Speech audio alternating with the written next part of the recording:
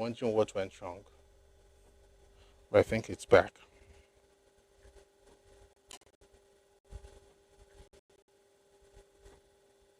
All right. So if you join us on YouTube, you have to go back to the part one. We're going to label it later, but we're discussing how Awolowo funded the Nigerian Civil War.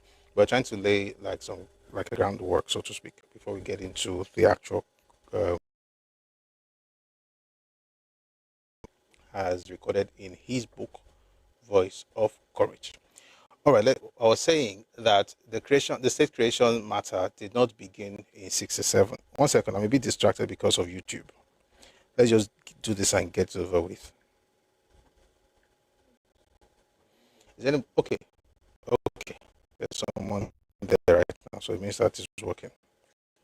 If you join us on YouTube, we apologize for the glitch.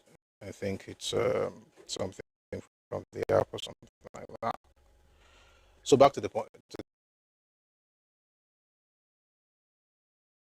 Said in this book that we just read, this was his biography.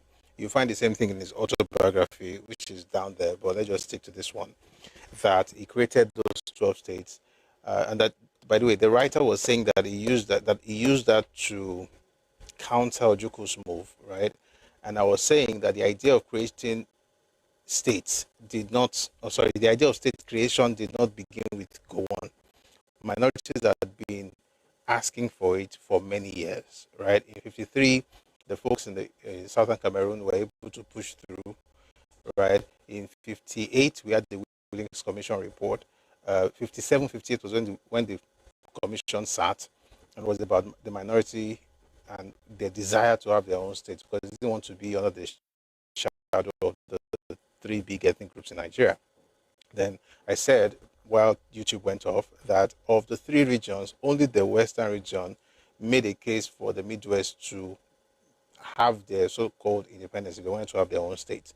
And that wasn't because we were trying to chase them away. It was just because at that particular point, they just felt that if they could sustain themselves, it was okay for them to go. So the Midwest made a case for themselves. The Western region government made a case for them. The Action Group also made a case for them. The Eastern region said no. The Northern region said no.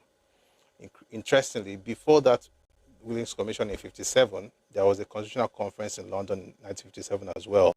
And while Azikiwe was against the idea of creating multiple states from the Eastern region, he wanted the Western region to be broken into four. He wanted to have Lagos State and have Cassava and Kola North State and Midwest State, and then you had the Central State with Oyo and Ondo.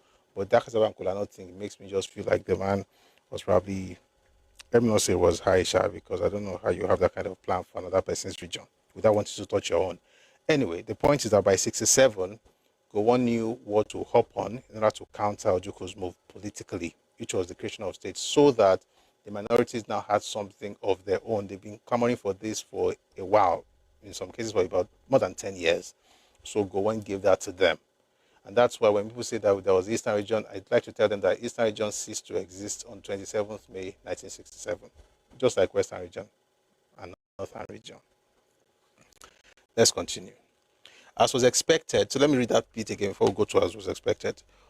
The success of Gowon's bloodless coup on 27th May 1967 may be seen in his ability to capitalize on a popular demand at the appropriate point in time in Nigeria's political history. Gowon took a political initiative that took the sting from Ojukwu's subsequent action. Ojukwu was now on the defensive. He had to react to Gowon's political move on Nigeria's chessboard. As was expected, Ojukwu rejected the 12-state structure. To him, it was Gowon's attempt to impose his authority over the Eastern region. A press release from the government of Eastern Nigeria described May 27, 1967 as a docket...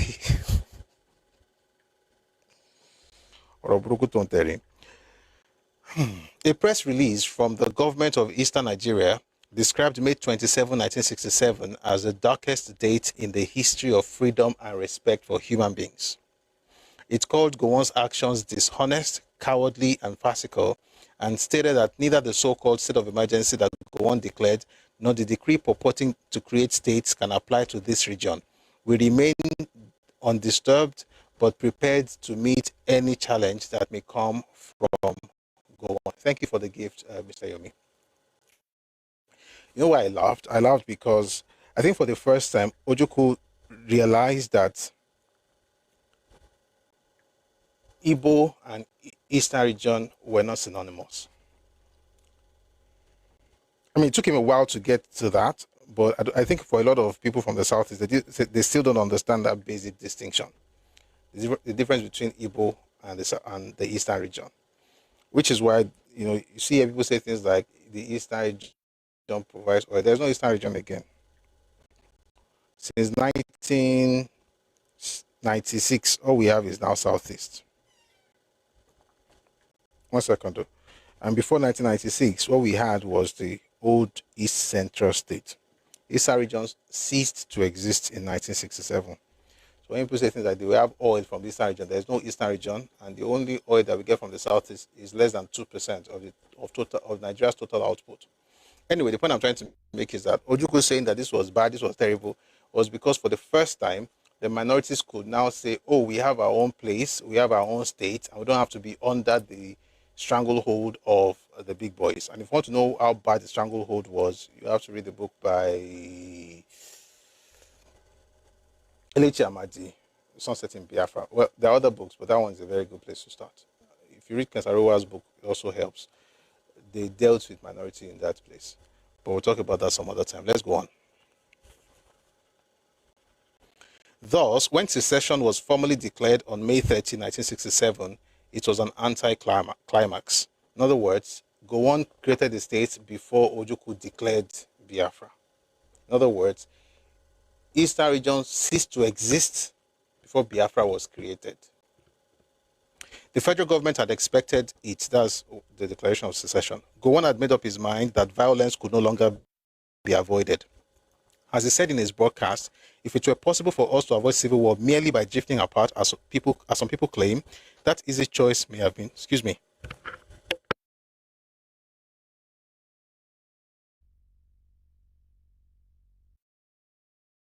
Excuse me, let's get back to this. When secession was formally declared on May 30, 1967, it was an anticlimax. The federal government had expected it. Gowon had made up his mind that violence could no longer be avoided. As he said in his broadcast, quote, if it were possible for us to avoid civil war merely by drifting apart, as some people claim, that easy choice may have been taken, end of quote. It was not possible, and so Gowon had to act. He dismissed Ojukwu from the Nigerian army with ignominy and relieved him of his post as the military governor of Eastern region. That was a little too late if you ask me, but that's what's under the bridge. It was more an issue of legal technicality than political reality. He promised to crush Ojukwu's rebellion. The political atmosphere in Nigeria was not going to carry out any operations to effect its threat. Meanwhile, political changes continued to take place in the rest of the country. On 12 June 1967, Gowon fulfilled his promise of 30 November 1966 that he would appoint civilians into his government. On that date, he appointed the first set of civilians to the Federal Executive Council. They were given portfolios as commissioners, that is, ministers, and heads of the various federal ministries, and were reminded by General Gowon that they had not been called into the Federal Executive Council as spokesmen for individual states, but as elder statesmen and young reformers interested in assisting the armed forces to establish a new Nigeria. Does that phrase sound familiar? A new Nigeria.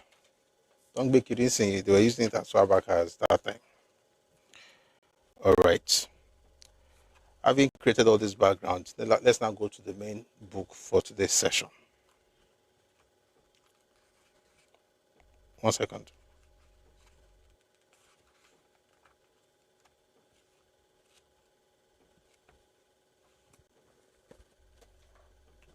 Voice. Yes. Python Lee. That one. But just joking. Voice of Courage. It's selected speeches of Obafemi Awolowo. So this is where we are going to see how Papa did what he did. But let me quickly say that. So his speeches are categorized into three. So you have voice of courage, voice of wisdom, and voice of reason. So the one I want to read right now is called Voice of Courage, and it was a speech delivered by Chief Obafemi Awolowo, Vice Chairman of the Federal Executive Council and Federal Commissioner for Finance under the joint auspices of the Geographical Society and Federalist Society at the University of Ibadan on 16th May 1970. Titled The Financing of the Nigerian Civil War and Its Implications for the Future Economy of the Nation. We'll still visit other books, but this is our main text going forward. The Nigerian Civil War was inevitable, but whilst its inevitability was clear to Ojukwu as far back as September 1966, it did not appear to have dawned on the federal military government until towards the end of April 1967. I wish we could have somebody to come up to explain. I'm sure we've talked about this before, but just in case we have new people here. You see, what we didn't. There was no civil war, by the way, until July 6, right? July 6, 1967. That was when that's when police action started. One government called it police action, but you can still say it was part of the civil war, period. Started July, and then ended January 1970. So July 6. But in reality, Ojukwu started attacking Nigeria since September of 1966. Okay? Ojukwu, his men or his associates or people that are connected to his government or his cause started blowing things up in Nigeria as far back as September 1966, beginning with the Federal Palace Hotel in Victoria Island. They bombed part of it, and the reason was because the ad hoc conference that Awolowo talked about in my march through prison that he had to attend after I was released from prison in August, that ad hoc conference held, in Federal Palace Hotel. So Ojukwu people went to blow up part of it. Also, that same September, he blew up the Ore Bridge, the bridge connecting the east and the west. This was September 1966. All right. This was 9 months before the war began. That's why when we tell people and say, oh, it was because Gowon did something and created states before Aburi. Aburi was January 67. Ojukwu was blowing things up in September 66. And so I was saying here that Ojukwu already knew that there was going to be secession. As a matter of fact, if you read other materials, you might discover that maybe not even September. If you read Graham Douglas's book, which we have for free on our Telegram channel, and the only reason we have that book for free is because you can't find any hard copy. Let me not say you can't find. It will be difficult to find. Let me just put it that way. The book was published in 68, and they're not reprinting it, so that's why we have it there. The book is titled Ojukwu's Rebellion and World Opinion.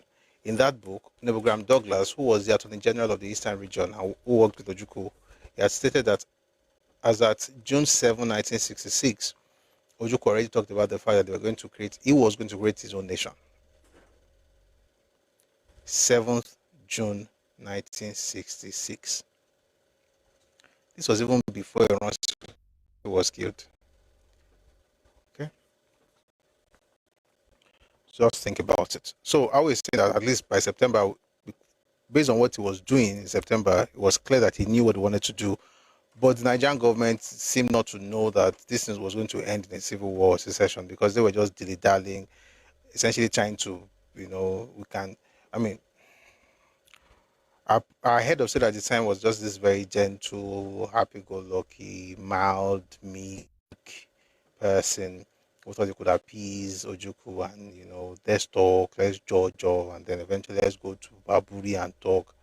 Ojukwu did not care anything. So that's what I was talking about. Let's continue. There were forebodings, however, but only forebodings which prompted the federal military government towards the end of 1966 to begin to make contingent military preparations for an armed showdown, which continued to pray might never happen. In the face of the facts so available, Aburi can now be seen in retrospect as a demonstration of the contrary states of the minds of both General Gowon and Mr. Ojukwu. Gowon wanted peace by all means and went to the furthest limit compatible with Nigerian unity. in his endeavor to win it at Aburi. On the other hand, Ojukwu was all out for secession and was already preparing secretly but hard for war, which he knew was the historical concomitant of any act of secession. But he needed more time for his preparations and a few more constitutional powers for the furtherance of his designs under the cloak of legality.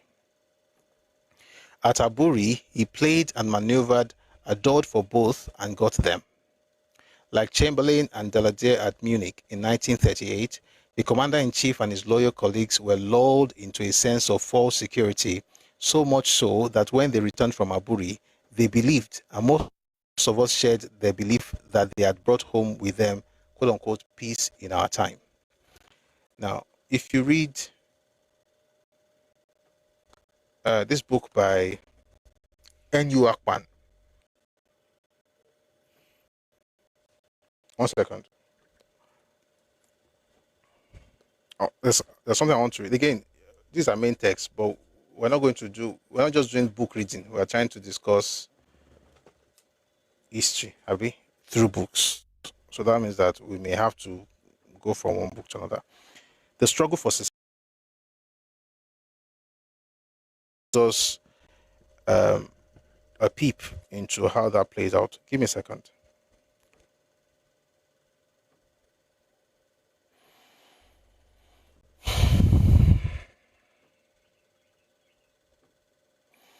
I want to read just a bit about what happened after Ojukwu returned from Aburi. Just to confirm what I was saying here. By the way, N.U. Akpan was the secretary to the Eastern Region government, so it was Ojukwu's secretary, or the secretary. Ojukwu had a private secretary, but he was the secretary to the government, and he worked with Ojukwu, and they were together in Aburi. I want to read something very quickly. It had been one of the misunderstandings. Okay, let me just go back a little bit. The actual decisions of that meeting are well known, for they have been far too often quoted. By the way, I want to have a session. I need to write it down. I want to have a session where we will all listen to Aburi conversations. I recently came into money. No, I recently came into some of those stuff. So let me just write it down so that we can listen to it together. Ojukwu was bored in that meeting. Ojukwu, if it was a game, Ojukwu won.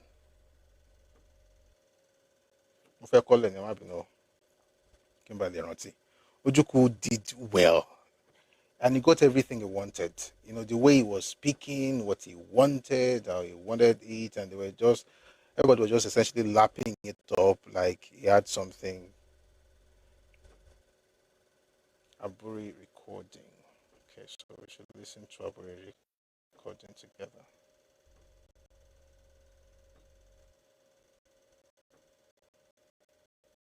All right, let's go back to this. So this is N.U. Akpan's book, The Struggle for Secession. It says here, the actual decisions of that meeting are well known, for they have been far too often quoted in different ways and circumstances. Points. At this one meeting, he obtained almost all that he had wanted to achieve, both at the meeting of the representatives of the military governors arranged on August 9th, 1966, and at the abortive ad hoc constitutional conference of the same year. And at the furthermore, he arranged that the body of the kidnapped and murdered former Supreme Commander should be exhumed and given a state burial. Why were those people so jubilant? The military governor quietly asked me after our plane had taken off. Of course, you know who the military governor is. That's Ojukwu. Me in this context is Akpan, Secretary of the Eastern Region government. So Ojukwu asked him, why were those people so jubilant? Do you think they have grasped the full implications of the decisions they have taken? I did not think they had, and I told the governor so. And he smiled with satisfaction and asked his ADC to bring out a bottle of champagne. I must have spoiled the fun and made him wonder when, in the midst of the drinking, I said, Your Excellency, I am honestly worried by it all. I had chosen my words carefully to ensure that he did not know exactly what I meant. Fortunately, he did not pursue the matter, but I was honestly worried by the fact that those decisions could mean the end of what we used to know as Nigeria. However, as a civil servant, I took them as the decisions of those whose duty it was to make them, while it was my duty to carry out such decisions whether I liked them or not, or else resign if I felt so strongly against them and could afford it, but which I could not do under a military regime with its guns and absolute powers.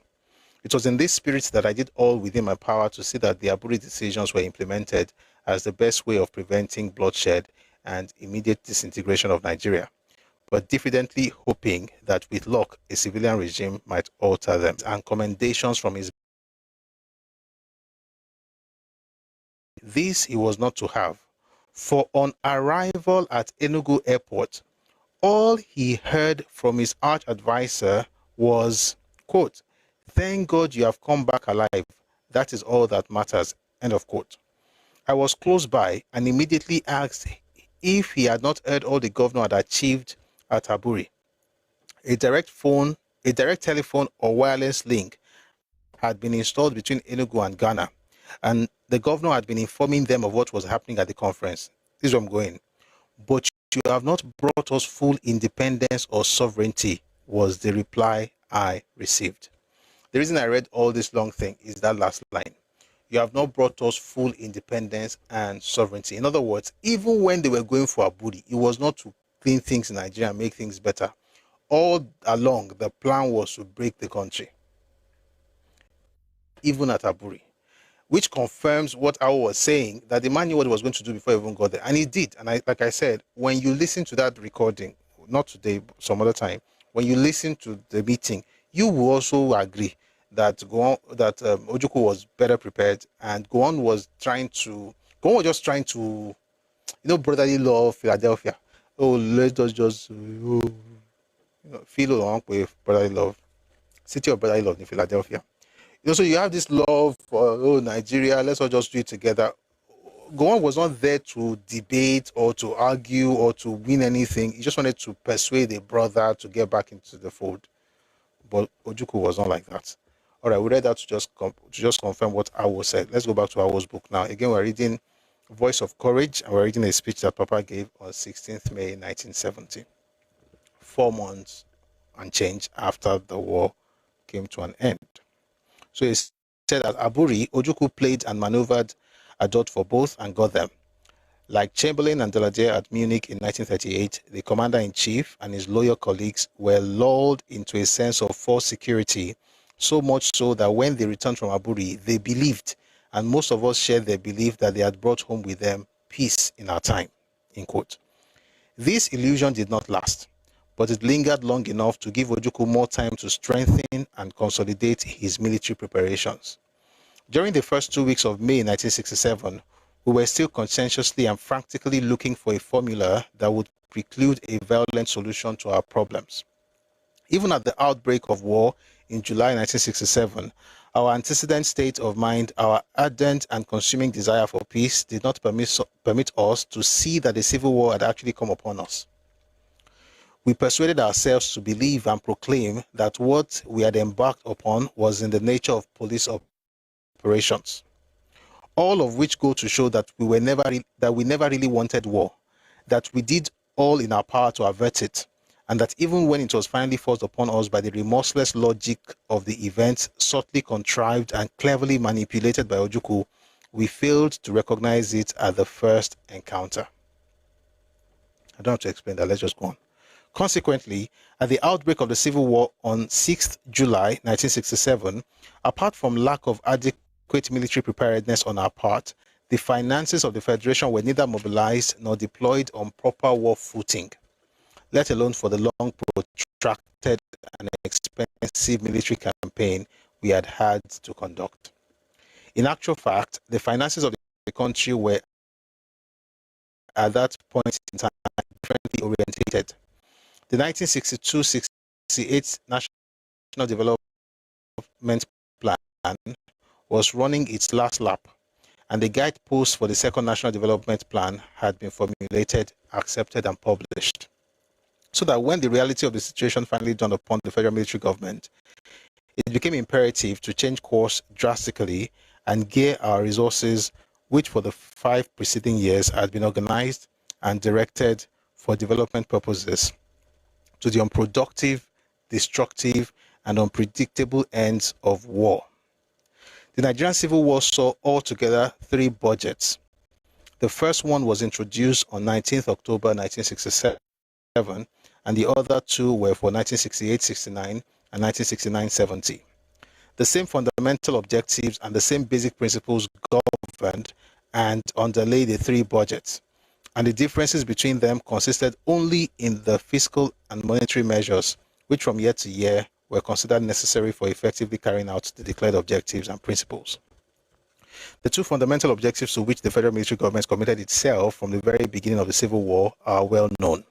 They are to win the war and to win the peace that will follow.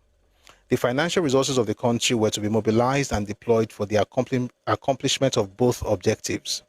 But first and foremost, the rebellion must be decisively crushed and the unity and territorial integrity of Nigeria preserved.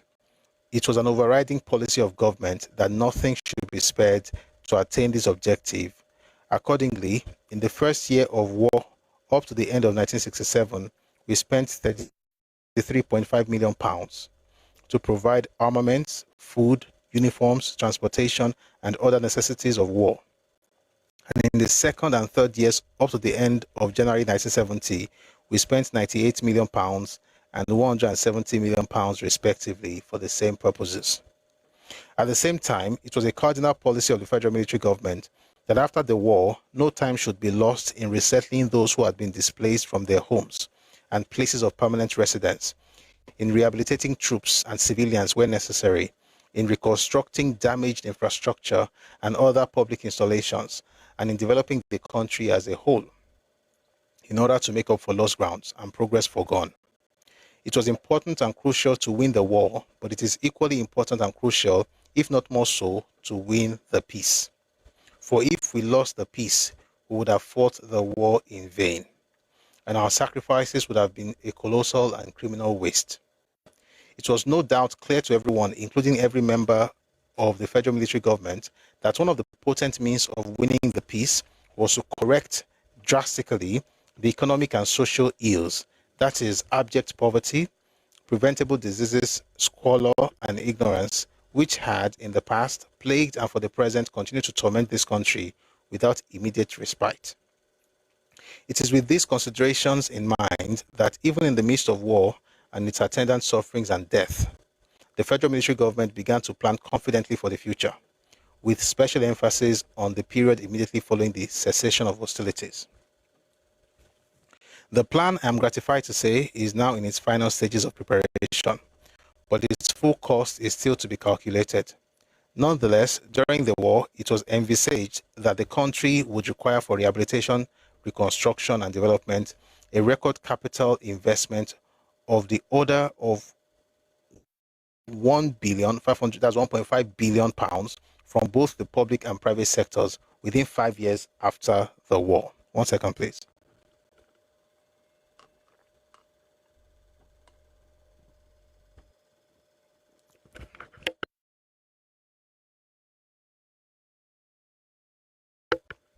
The financing of the Nigerian Civil War should therefore be understood not just as connoting the defraying of the expenses of the immediate, narrow, and negative object of winning the war alone, but as embracing the conservation of financial health to enable us to begin to fulfill immediately after the end of the war the ultimate positive and permanent object of winning the peace. It is on this basis, this wider connotation, that we will now proceed to recount the principles and some of the measures which we adopted in financing the Nigerian Civil War. Quick note, what it's saying basically is that when we talk about financing the Nigerian Civil War, it's not just about the war itself, it's also about the peace. In other words, what came after the 3 hours, all the reconstruction, rehabilitation that we talk about cost something, and the federal government had to get that money.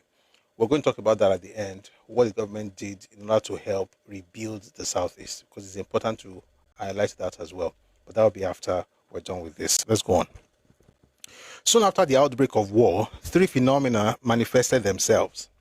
First, in the traditional race between approved estimates of revenue and expenditure, the latter began to run rapidly ahead of the former, which at the same time was fast losing the tempo originally set for it.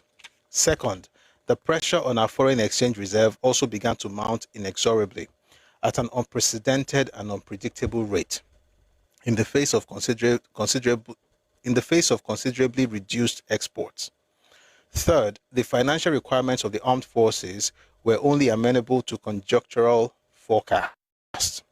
There are by the way, I'm reading Awo's book. There are far too many imponderables to cope with in war.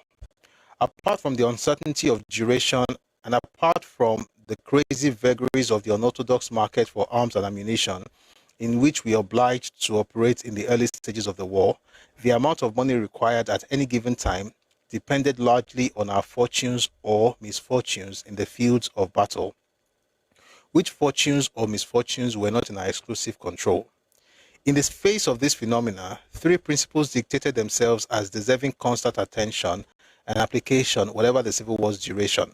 They are, number one, to economize our financial resources, number two, to raise additional revenue, and number three, to save our foreign exchange reserve from being run down to a dangerous level, thereby avoiding balance of payments difficulties and preserving the strength of the Nigerian pound.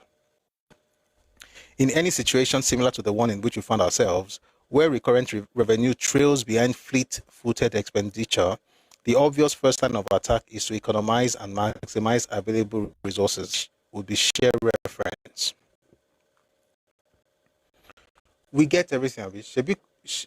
Let me just ask, so it doesn't look like I'm just reading to myself. Is it making sense? I think it is, but let me just be sure. Is it making sense to us?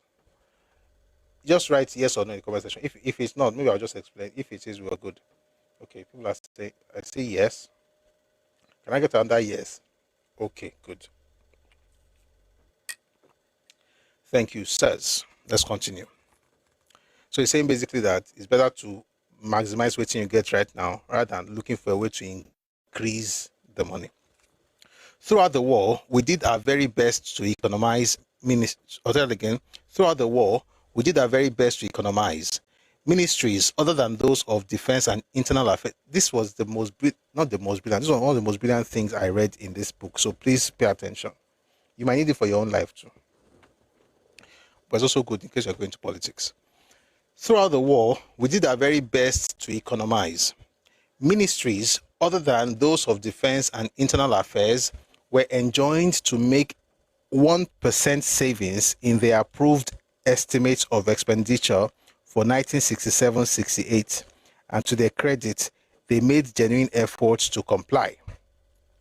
For the succeeding years, we endeavored to keep all the ministries concerned to the level of the 1967-68 appropriations minus 1% thereof. At the same time, all capital projects in respect of which the federal military government had not irrevocably committed itself were postponed indefinitely. As time went on, the federal military government accepted firm and definite guidelines for observance by all its ministries and agencies.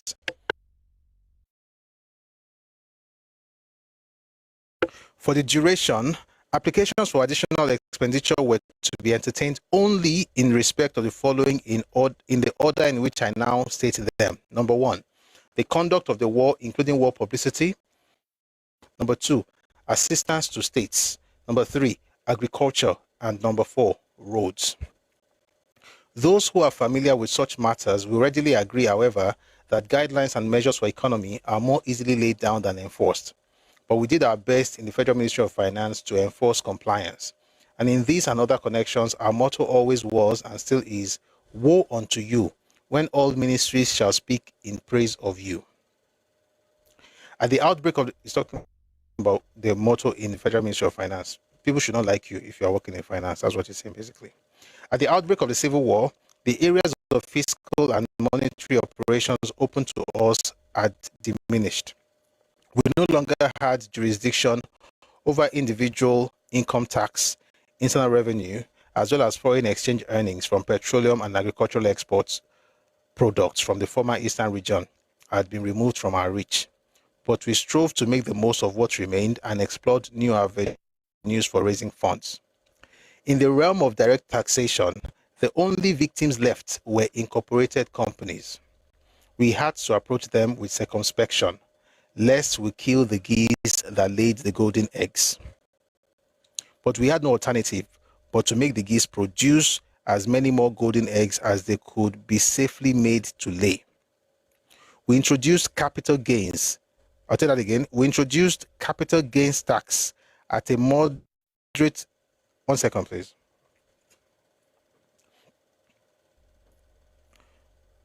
We introduced capital gains tax at a modest rate of 20%. We imposed terminal dues on all ships evacuating mineral oil from our ports. This is a new levy from which, when it comes into actual operation, we expect an annual revenue of £5 million. In our search for more revenue, we discovered that some companies, especially those engaged in oil distribution, were in the habit of declaring losses on their operations year in, year out, in the face of huge trading turnovers, and in spite of the continuous competitive efforts among them to expand in different parts of the country. It is well known that oil motor tankers use our roads very heavily, but we are astonished that their owners gave comparatively very little in return. It became necessary, therefore, to amend the income tax decree to empower Federal Board of Inland Revenue to impose turnover tax on the volume of trade of a company, whether or not profits are recorded by that company for the year in question. Apart from bringing in some revenue, this also oil tanker on this tax on this worry one making. So they're going to collect taxes whether you made money or not, because we know that you have been using our roads. Apart from bringing in some revenue, this innovation is bound to reduce the propensity to render a distorted account of profit and loss. The once for all levy of tax on the profits of certain categories of pioneer companies, which brought in £1.2 million in 1968-69, was more in the nature of interest-free compulsory loan from the companies concerned than tax, since in consideration of the amount thus paid by them, their tax holiday was extended by 1 year. The super tax was introduced in order to raise more revenue from incorporated companies without undue hardship on marginal enterprises. If we raise the rate of companies' income tax to 50%, the marginal companies might go completely under, and our immediate object of raising more revenue might thereby be defeated. But by limiting the extra burden on companies whose taxable profits exceed whichever is the greater of A, £5,000 for a year of assessment, or B, 15% of the company's issued and paid up capital, we succeeded in extracting from this source only what the traffic could bear. In 1968, the super tax was a flat rate of 2 shillings in the pound. But in is it 2 shillings or 2 pence? I think it's 2. 1 second. It's 2 pence. So it's 2 pence in 1 pound. 1 second. This symbol can be a bit confusing. Let me just check. Although it says Asiwaju learned from Pawo's work as finance minister. Good job. I agree with you 100%. We're having a conversation about tax right now. You know, Awo's taxation policy began when it was premier. They were ruthless in tax collection. Mbo, I'll explain.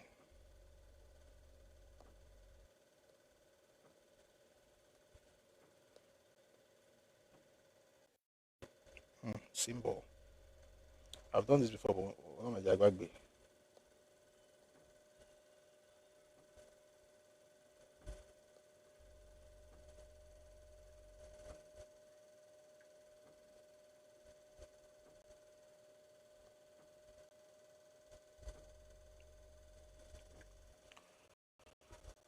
So, in the Western Union at the time, you had to pay $100. I was right. It was shillings.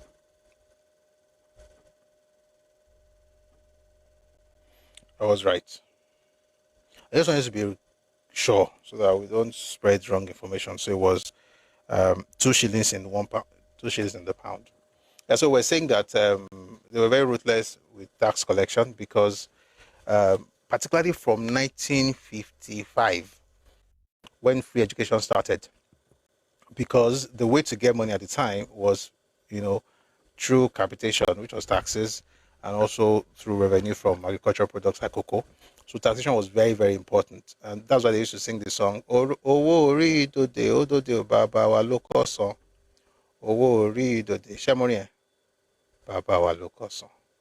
Àwọn àgbà tí ò san owó ń bẹ láti mọ̀lé nímọ̀pọ̀.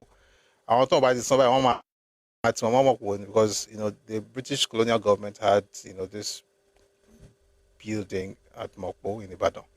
So they'll just put you there. If you're a tax offender, they'll put you there. Some of the things that we're trying to get used to in Nigeria right now, if we had continued the way Toshe would have been a lot better. And every time we talk about sinner climbs, we should just be remembering that many of these sinner climbs, and they pay tax. So may God help all of us. Let's go back to this. So Papa said that by limiting the extra burden on companies whose taxable profits exceed whichever is the greater of A, £5,000 per year of assessment, or B, 15% of the company's issued and paid up capital, we succeeded in extracting from this source only what the traffic could bear. In 1968, the super tax was a flat rate of 2 shillings in the pound. But in 1969, we made the rate progressive from 2 shillings to 51 shillings in the pound.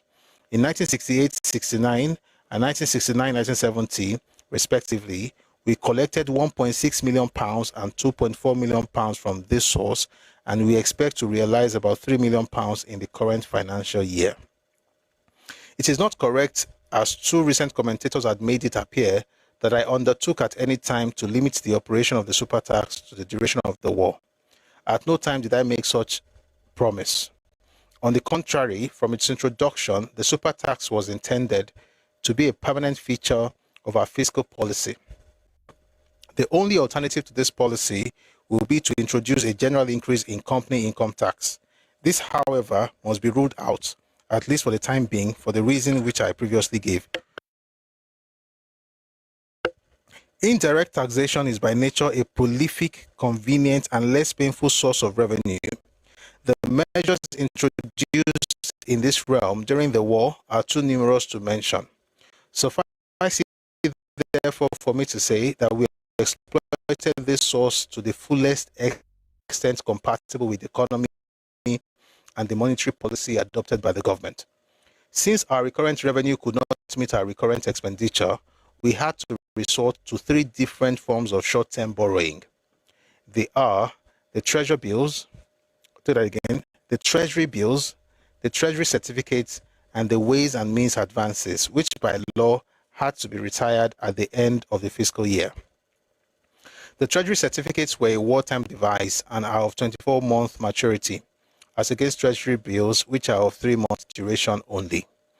Treasury certificates were introduced in order as we had first thought to obviate the necessity of raising the level of treasury bills beyond 8.5% of the estimated federal revenue. We had hoped at the same time that we would not have to depend very much on this new fiscal weapon, but subsequent events did not only necessitate our having to raise the level of treasury bills to 1.5% of the aggregate revenues of federal and state governments, but also compelled us to lean more heavily on treasury certificates than we had previously contemplated. I would like to remark at this juncture that by resorting frequently to treasury bills, treasury certificates, and ways and means advances as we did during the war, we knew that we were pure and simple pursuing the slippery path of inflation. But having reached the end of our revenue raising tether, there was no other path open to us. In other words, we felt ourselves irresistibly compelled to tread this path, determined, however, to dig our toes into the ground after every completed step, and to do everything possible to ensure that the journey, though difficult, was safe. We had good luck on our side. The bulk of the treasury bills and certificates issued up to the end of the war. Bluetooth disconnected.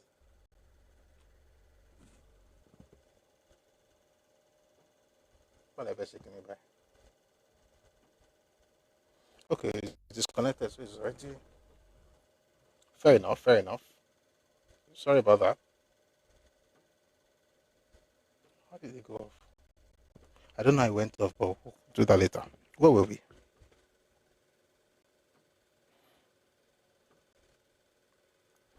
Just a second. Let me find my way back to. Good. We had good luck on our side. The bulk of the treasury bills and certificates issued up to the end of the war, that is 240.3 million pounds out of a total of 253 million pounds, was taken up by the commercial banks and the rest of the private sector. Though our compulsory savings scheme was not as successful as we had envisaged, yet it must have gone some way to help ease the pressure of inflation. So also were the effects of our various tax measures and of voluntary savings on the part of many Nigerians, including the men and women of the armed forces. Above all, we deliberately encouraged the output of more goods. Of its own volition, the Federal Ministry... Bluetooth connected. Jesus is Lord.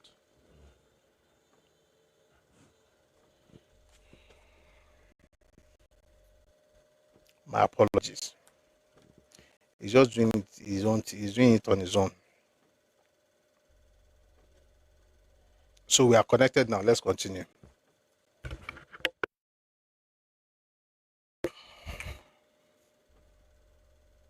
So it's saying essentially that a lot of this thing was, had to be taken up by the private sector and commercial banks. Then it says that we deliberately encouraged the output of more goods. You see how, towards the end, I'm going to read out the GDP of Nigeria before the war, during the war, and after the war. And one of the reasons, I should quickly say it now, not the only reasons, of course, but one of the reasons we did well was because we produced more than we imported, right? And that was because we didn't have to. Certain people who depended on importation were no longer part of Nigeria during that period. Let's go on. Above all, we deliberately encouraged the output of more goods. Of its own volition, the Federal Ministry of Finance initiated a grant of £5 million annually to the states for agricultural development. We could have given more if asked, and if a suitable formula for its allocation among them had been agreed to by the states. The net result of all these measures is that the consumer price index, with the increase of approximately 6% over the 1966 level, was not happily reflected. I'll take that again, please. The net result of all these measures is that the consumer price index, with an increase of approximately 6% over the 1966 level, has not happily reflected the full increase in the volume of money put into circulation since 1967. Throughout the war, we were extremely anxious to steer clear of balance of payment difficulties. We had no doubt that if we were faced with any such difficulties, we would have been subjected to unbearable humiliation and embarrassment.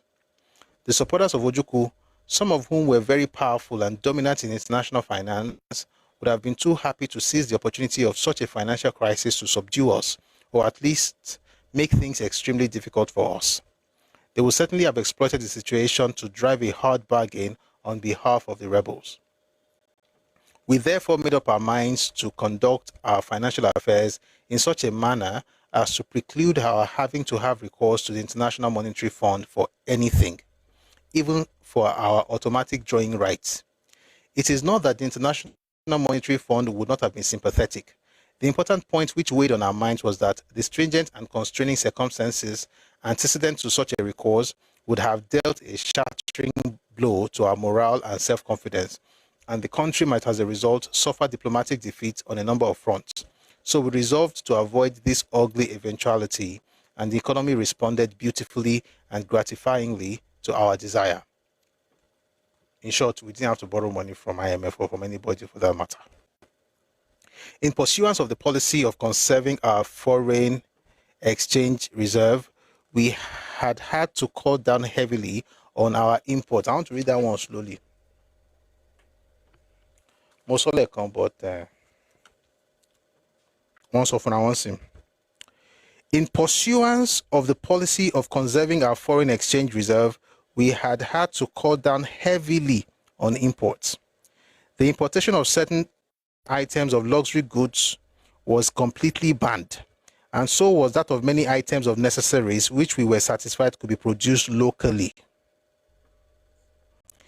Items of goods which were considered necessary but which were not produced locally were allowed to be imported, either without license or under license. For the purposes of the latter, a high-powered import quota allocation committee of officials was set up to ensure that licenses were not issued in excess of freely available foreign exchange reserve minus the amount required for the purchase of military hardware. Thank you very much for the gift, Tidan. I don't have to explain this, we get it, right? Before the war, commercial banks kept and disposed of their foreign exchange earnings as they wished. Furthermore, the world was divided into scheduled and non-scheduled areas, and it was stipulated that transfer of foreign exchange to scheduled areas did not require the approval of the exchange control officer. These arrangements created dangerous loopholes, which, whatever might be the rationale or justification for the adoption in the past, should not be tolerated under wartime conditions, and even under conditions of great need for rapid development. In order, therefore, to prevent leakages through these loopholes and to have effective control of all the... By the way, before I continue, I think the government should do this thing again, this importation thing.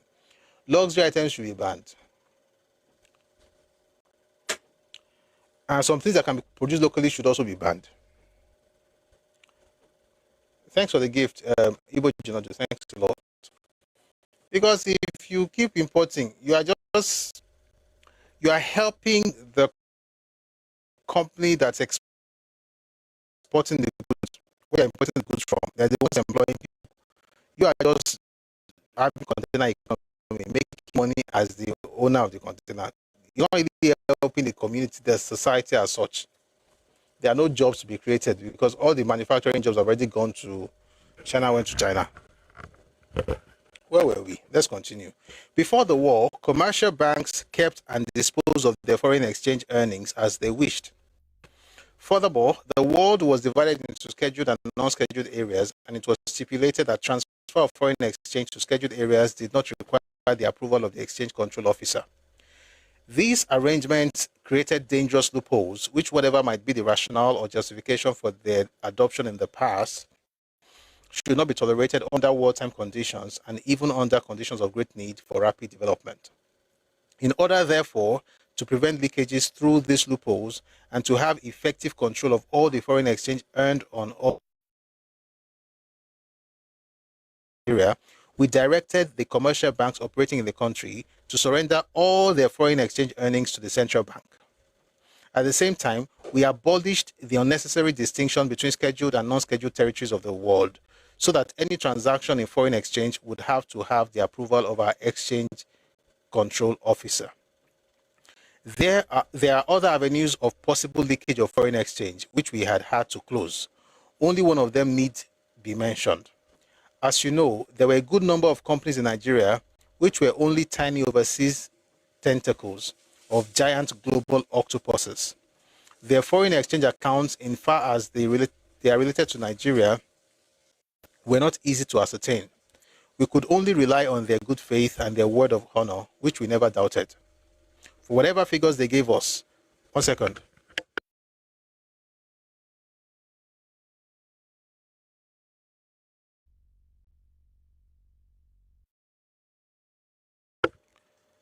Sorry about that. Where were we?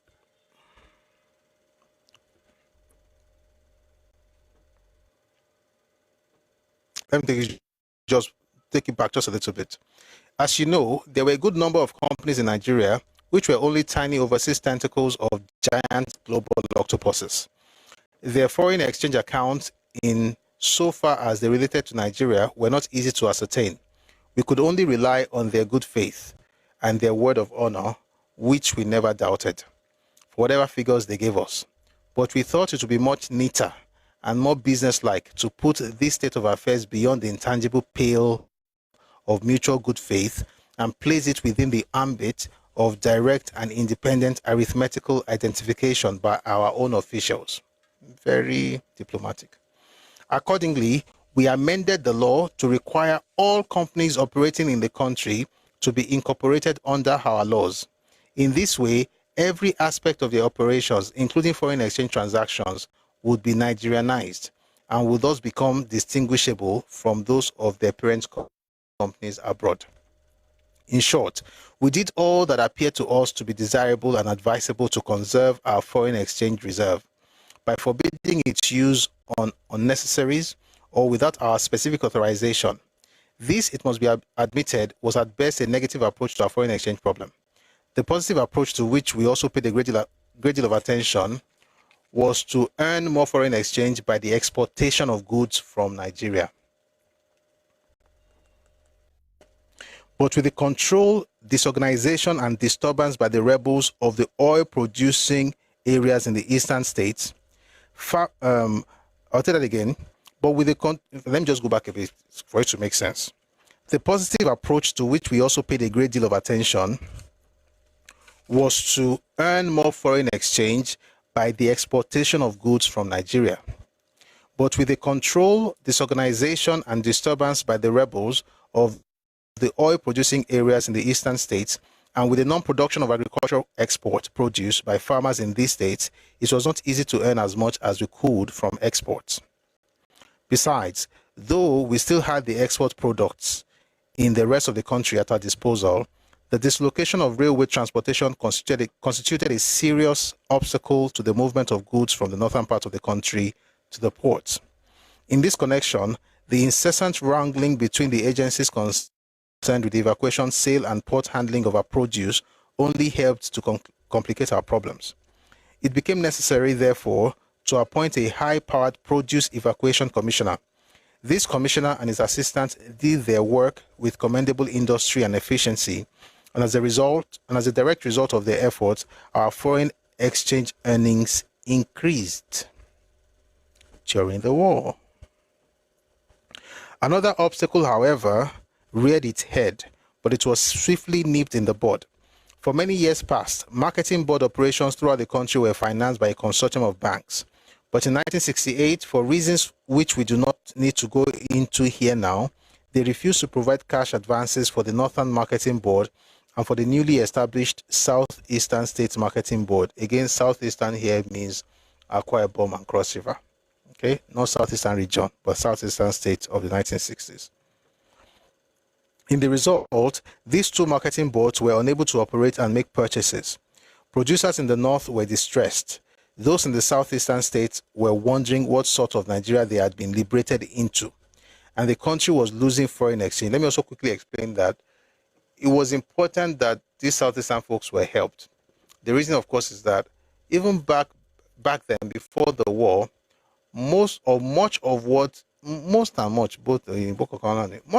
eastern region was actually exporting came from that area.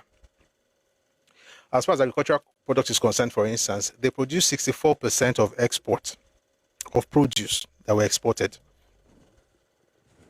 So the eastern region finance, right, the eastern region's revenue from agricultural exports, the bulk of it came from the southeastern states, which is Ẹkáàbọ and Cross River State. And the reason is simple: they have more land, and the land is fertile.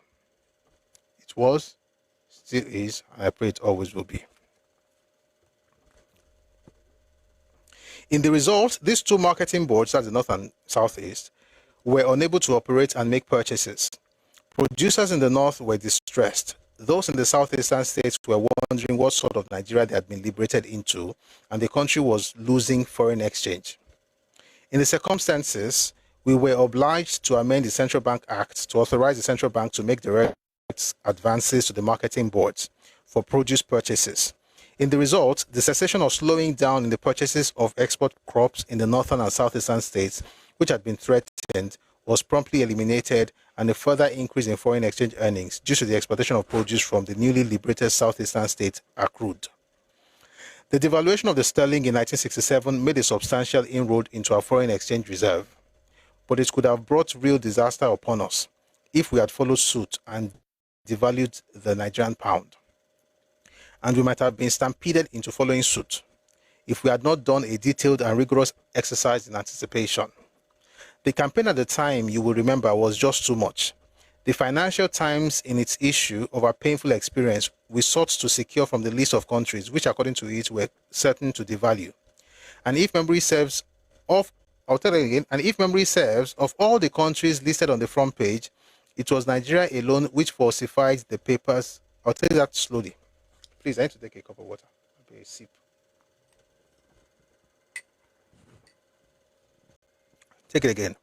The Financial Times, in its issue of our painful experience, we sought to secure from the list of countries which, according to it, were certain to devalue.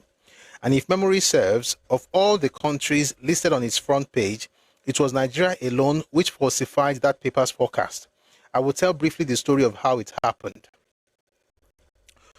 You will recall that from the middle of 1967 or earlier, there were persistent speculations that the sterling might be devalued. By the way, sterling means pound sterling. That's the UK currency, British pound. There were equally persistent denials by the British Chancellor of the Exchequer that there were going to be any devaluation. In view of these persistent speculations and of the equally persistent official denials, it occurred to me that anything might happen, and we might wake up one morning, as was indeed the case, only to hear that the British pound had been devalued. Accordingly, I directed that the research section of the central bank, in collaboration with the officials of my ministry, should put up to me a detailed memorandum on the implications for the Nigerian economy if the sterling were to be devalued. By 16th August 1967, the memorandum was ready. After a careful study of the paper and an extensive discussion of it with those concerned, I came to the tentative conclusion as far back as September 1967 that if Britain devalued the sterling, we would not necessarily need to devalue our own currency. Consequently, when Britain actually devalued its currency unilaterally and without consultation with the members of the Sterling Group on 18th November 1967, I already had clear in mind what the implications of this action would be for the Nigerian economy, and also what the effects of devaluation or not devaluation of the Nigerian pound to the country's economy would also be. Nonetheless, I quickly arranged a meeting with my officials and the governor of the central bank to argue the matter all over again. Powerful arguments were marshaled for and against the devaluation of the Nigerian pound, but in the end, we decided not to devalue. And whatever might have been the theoretical arguments to the contrary, subsequent events have shown that we were wise not to have devalued in slavish sympathy with sterling devaluation. I've been reading Voice of Courage by Chief Awolowo. By the way, is a specific speech we're reading. We're discussing how did Awolowo fund the Nigerian Civil War. And I said earlier that this is not to say that Awolowo took money out of his pocket to fund the Civil War, but he was the Federal Ministry of Finance and was also the Deputy Chairman of the Federal Executive Council. And if people can heap blames on him, for what he did not even do, how come we cannot, acknowledge the things that he actually did, at least as a leader? And he gave this speech on 16th May 1970 at the University of Ibadan. The title is The Financing of the Nigerian Civil War and Its Implications for the Future Economy of the Nation. This speech is published in the book Voice of Courage by Papa Obafemi Awolowo. So that was what happened when the British devalued their pound and why Nigeria did not follow suit and how that helped us, with our economy. Let's continue. In this connection, I would like to observe in passing that though the requirements of politics and the realities of economics do not always mix, yet, even if it had been wise for us to devalue, the unilateral manner in which Britain called the tune would have been regarded as much as such an affront to our independence and sovereignty as to make me want to refuse to dance to that tune. Oshe, independent thinking. As I said before, we lost substantially as a result of the sterling devaluation and would have lost much more if we had devalued. We could ill afford any loss, let alone a substantial loss of foreign exchange in the prevailing circumstances. But this was the risk we took as a member of the Sterling Group. Howbeit, it was a risk we didn't want to continue to take. Yet, after a careful consideration, we came to the view that it would not be prudent for us to pull out of the sterling community. In order, therefore, to avoid the repetition of our painful experience, we sought to secure from the British government a guarantee against a recurrence, that is, against loss in the event of another devaluation of the British pounds.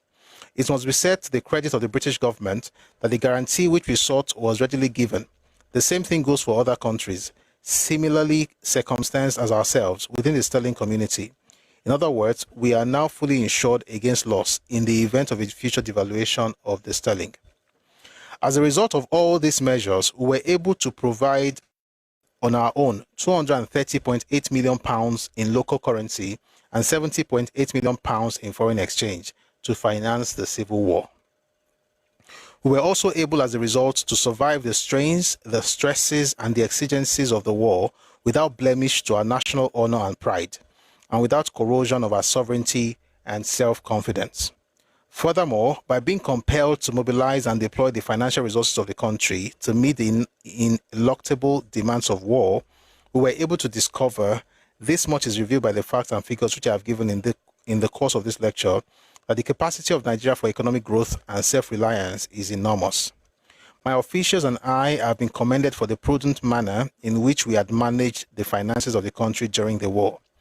It would be hypocritical for me to say that we do not deserve some praise, but I think it is our great and beloved country that all glory, laud, and honor should go, for its expansive and fascinating manageability. No one in this country could have predicted that Nigeria could go through this kind of war without being heavily indebted financially to anyone outside Nigeria, and at the same time emerge at the end of it all as a most virile and buoyant economy. We had successfully weathered the storms of one of the most... One second. We have successfully weathered the storm of one of the worst civil wars in history, and we are now fortified by our wartime practical experiences to meet the multifarious and intricate challenges of peace, including the rapid development of our country. In other words, we are in a position today to say truthfully that we have fulfilled the first of our two objectives by winning the war, and that we are properly equipped and sufficiently strong financially to fulfill our second objective of winning the peace. It would be erroneous to regard the sum of £300 million as representing the total and only cost of the civil war to Nigeria. This figure is no more than the calculable and visible cost of the war. There are other costs. Some are hidden, some are incalculable, others are waiting to be calculated by diligent economists, econometricians, and statisticians. In the early part of this lecture, I spoke of lost grounds and progress forgone. The average growth rate of our GDP excluding oil during the period of 1958-59 to 1967, I'll tell that again, the average growth rate of our GDP excluding oil during the period of 1958-59 to 1966-67 is 6.6%. Dr. John D. in the United States, assuming a growth of 5% of our GDP, opined in September 1968, 18 months before the end of the war, that because of the civil war, Nigeria has lost income forgone of a minimum of $400 million. This must have since doubled to about £286 million. The cost of infrastructure, public and private properties damaged and destroyed during and because of the war has not yet been fully calculated. But it will be generally agreed that this must run into several millions of Nigerian pounds. And of course, we all know that the cost of the civil war in terms of human suffering and of human life lost is, I'll tell that again, and of course we all know that the cost of the civil war in terms of human sufferings and of human lives lost is incalculable. I now turn to the second part of this lecture, the implication of the future economy. I would like to say that financing the Nigerian civil war, that is, making it possible for us to wage the war as we did, has left us with bad... Excuse me. 1 second, please.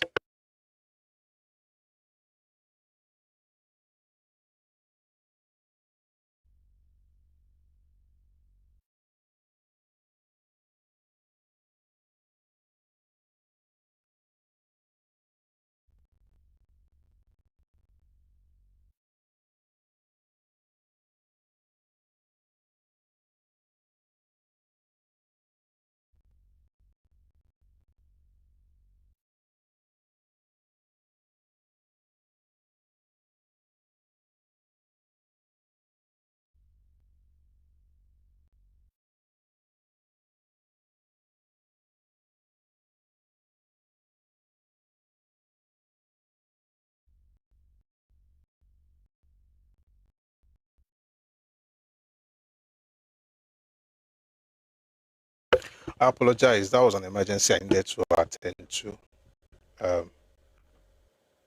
immediately. But let us get it back into this. Excuse me. I would like to state that financing the Nigerian civil war, that is making it possible for us to wage the war as we did, has left us with bad and good legacies, which can have far-reaching implications for the future economy of the nation.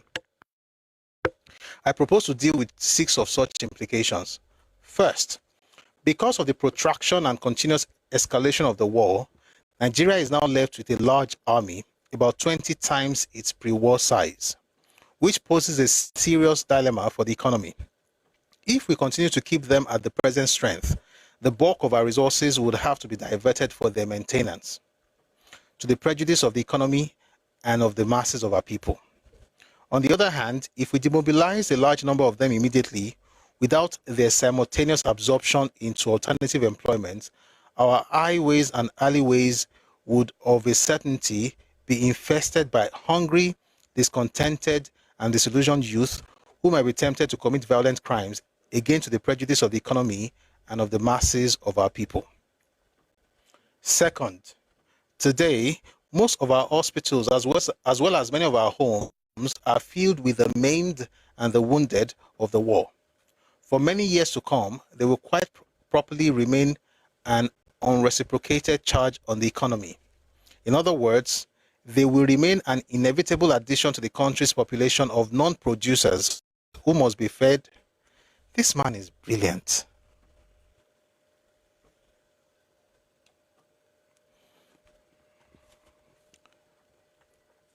Let's continue. In other words, talking about those who have been maimed during the war, they will remain an inevitable addition to the country's population of non-producers who must be fed, housed, clad, and generally cared for at public expense. Third, extensive damage and destruction to public and private properties had been caused in certain parts of the country as a result of the war. All this will have to be made good and restored with new resources which would otherwise have been utilized for new and additional developments. Fourth, I did speak before of the crazy vagaries of the unorthodox market for arms and ammunition in which we were obliged to operate in the early stages of the war. This is putting it mildly and politely. In all its aspects, war is very bad business, and the unorthodox market for military equipment is the worst and the most sordid black market conceivable. It was abundantly clear to us that if our proposed iron and steel complex had been in operation, Jesus Christ. It was abundantly clear to us that if our proposed iron and steel complex had been in production, we would have been able to produce all the small arms and ammunition needed by us at the Nigerian defense industries. Partly because of the state of mind into which it was thrown by the sharp practices of arms racketeers, the federal military government gave a big fillip to the negotiation for establishing an iron and steel complex for Nigeria.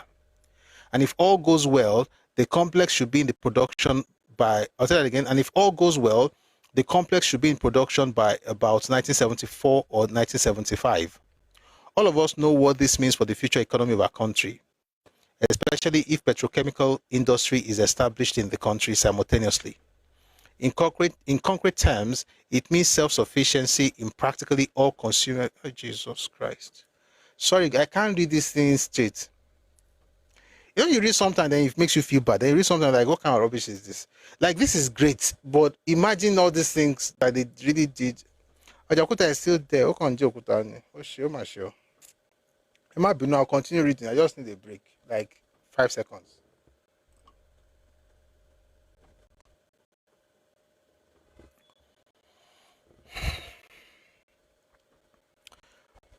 When we think of steel mills, we don't think of guns and ammunition.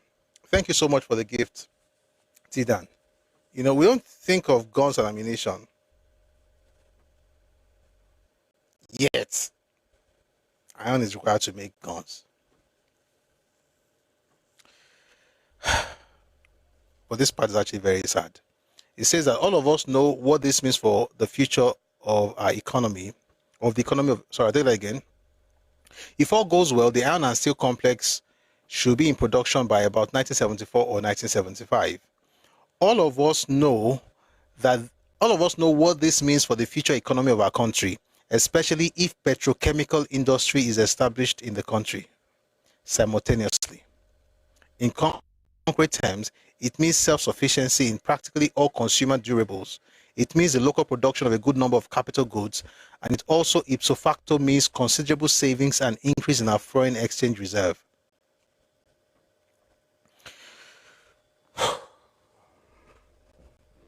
Fifth, the exigencies of the war did well to shock us out of our traditional complacencies and to compel us to make a clean break with the injudicious and injurious economic policies of the past and chart for ourselves a new path of financial prudence. Practically all the important measures introduced by us during the war testify to the validity of this assertion. The selective restrictions on imports and the attendant switch to import substituting goods, the sealing of wasteful loopholes in our foreign exchange transactions and earnings, including the centralization in the hands of the Central Bank of Nigeria of all foreign exchange receipts emanating from Nigeria, the financing of the marketing boards by the central bank with consequent automatic advantages to the government and the marketing boards alike, in additional revenue for the former and lower rate of interest coupled with assured source of finance for the latter, the introduction of company super tax and payment of terminal dues, all this and more are concrete evidence of what we have done to arrest the unhealthy trends of the past and are accurate pointers to what can be done in the future to make Nigeria a free, self-reliant, and prosperous economy. Sixth, the financing of the Civil War has enabled us to discover that Nigeria possesses an economic resilience and expansiveness which we did not sufficiently notice before. In this connection, I would like to emphasize that this resilience and this expansiveness was by no means accidental. All the requisite material and manpower resources for the early attainment of economic greatness have always been available in abundance and are only waiting to be conscientiously recognized, mobilized, and deployed. Potentially, Nigeria is a giant economy capable under prudent and competent guidance of making giant strides. All those who are concerned with making plans for her forward motion must recognize this important fact, lest, as in the past, they hinder her natural velocity. There are classical instances of inadvertent hindrances in the past. The 1962-68 National Development Plan assumed a growth rate of 4%. The guideposts for Second National Development Plan, which was published in June 1966, assumed a growth rate of 6% for 1968-73. In paragraph 10 of the guidepost, the following revealing passage occurs, quote, if the 4% minimum growth rate per annum assumed under the current plan is realized, the GDP will amount of about £1.304 million. Let me take it again. It's actually 1,304 million. So it will be £1,304 million in 1967-68. During the period 1968-69 to 1970-1973, it will be assumed that the GDP will grow at the rate of 6% per annum, bringing it to a level of £1,744 million at the end of the next plan period. Contrary to the plans and prognostications of experts, the economy actually grew at an average rate of 6.6% during the period of 1959-67, and the GDP in 66-67 stood at £1,605 million, as contrasted with £1,304 million and £1,744 million forecast for it for 1967-68 and 72-73 respectively. It is clear, therefore, that it is not Nigeria that needs to be big economically. She is potentially an economic giant already. It is we, her sons and daughters, that have the need to enlarge our outlook. There can be no dispute or equivocation. We must, and thinking and widening the scope of our planning to match her natural gianthood. In ordinary justice to our size and potentialities, therefore, it is imperative that we should think and plan big for Nigeria. But even sheer gargantuan nature of our problems demands big, massive approach. All over the place, we talk about winning the peace. Some think peace can be won by de-Biafranizing the Igbos. Others think that the way to peace is to create more states in order that some of citizens of the new states might become ministers, disposed to give us to pay for the importation of foreign commissioners, judges, permanent secretaries, board members, and so on. Others still believe that peace can only be secured by keeping the army in power for many more years, and so on and so forth. I offer no comments here on this and other such like lines of thinking. But I say unto you that there will be no genuine peace in this country unless in the main the war against grinding poverty, hunger, preventable diseases, squalor and ignorance among the masses of our people is waged throughout the land with the same united purpose, patriotism, and grim determination as we had I have to read everything again. But I say unto you that there will be no genuine peace in this country unless in the main the war against grinding poverty, hunger, preventable diseases, squalor, and ignorance among the masses of our people is waged throughout the land with the same united purpose, patriotism, and grim determination as we had waged the war against secession. It is perhaps not generally realized that in all history, the root causes of rebellion and violent discontent are the evils which I have just enumerated. We have won the civil war, yes indeed, but to win the war for peace, we must recognize the real enemies.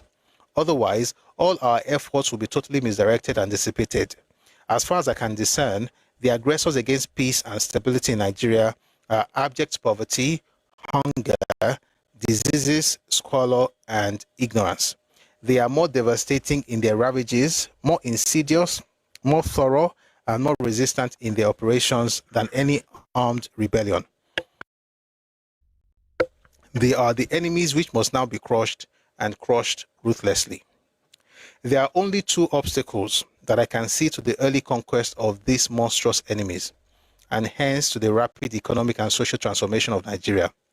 They are lack of sufficient number of Nigerians with the requisite expertise to plan and execute our development program, and lack of sufficient resources to defray the foreign exchange elements of any bold and ambitious plan that we may make. As to what we have to do to overcome these obstacles, there can be no dispute or equivocation. We must, one, in the immediate present, hire the required know-how from abroad. And as a long-term policy, after the fashion of Meiji Tono, the great Japanese emperor, an inspirer of the modernization of Japan, send our boys and girls, our men and women to any part of the world where they can acquire the necessary know-how and expertise. And number two, accumulate enough foreign exchange resources on our own, supplemented with such external aid as friendly government and sympathetic foreign institutions may be disposed to give us, to pay for the importation of foreign know-how, expertise, and capital goods. During the war, we had to plan rigorously and think big to survive, as we have done, without any blemish on our national honor and respect.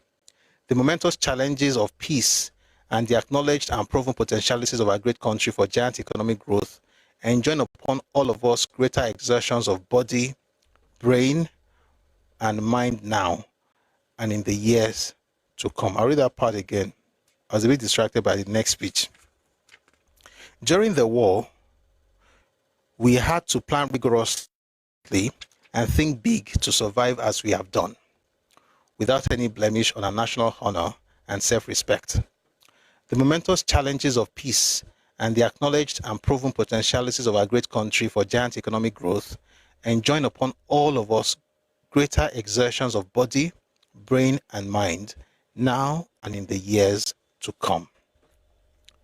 That's the end of that speech by Papa. Again, the speech is titled The Financing of the Nigerian Civil War and its Implications for the Future Economy of the Nation. It was delivered by Chief Obafemi Awolowo, who was the Vice Chairman of the Federal Executive Council and Federal Commissioner of Finance under the joint auspices of the Geographical Society and the Federal Society of Nigeria at the University of Ibadan on 16th May 1970. There's something I want to share before we bring people up.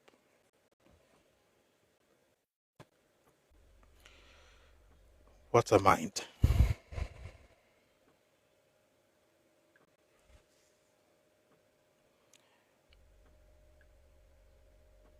He was going to do this since 59, by the way. Like, come up with the financial plan, economic plan for Nigeria. I'm glad he eventually did it during the war. I want to read something to you, and I hope we can quickly find it from macro trends, just to give you an idea what the GDP was like in Nigeria in that era.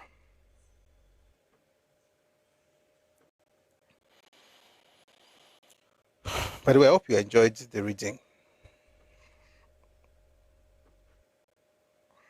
If we had had the news before this one, we would not be able to get to this point. So maybe what we'll do is that some days we just focus on the news, some days we just focus on history, so that way we can, you know. Okay, good. So let me just give you the GDP. No, I don't want the money. I want the points or the percentages. 1 second. Great. So, 1961, Nigeria's GDP grew by 0.19%. I'm reading from macrotrends.net. 1962, it grew by 4.1%. 63, it grew by 8.58%. That was how much change we were experiencing as we were going up. By 64, it was 4.95%. 65 was 4.88%. By 66, we are dipped to 4.25%. That was when you had the coup and the counter coup. So for the first time, things went down. Well, down to minus. 67, when the war began, we went down. I was going to say down now. We went lower to minus 15.74%. That was, of course, the outbreak of the war. But by 68, we had come up from minus 15.74% to minus 1.25%. So we had come up by 14%. 14.51%, thereabout, or 49%. So 68 was 1.25 minus 1.25%. But by 1969, we had gone from minus 1.25% to 24.2%. All the way up in the middle of the war. By 1969, we went from minus 1.25 to 24.2%. In 1970, we went to 25.01%. I'll tell you this for free. We have not gotten back to that growth rate since 1970.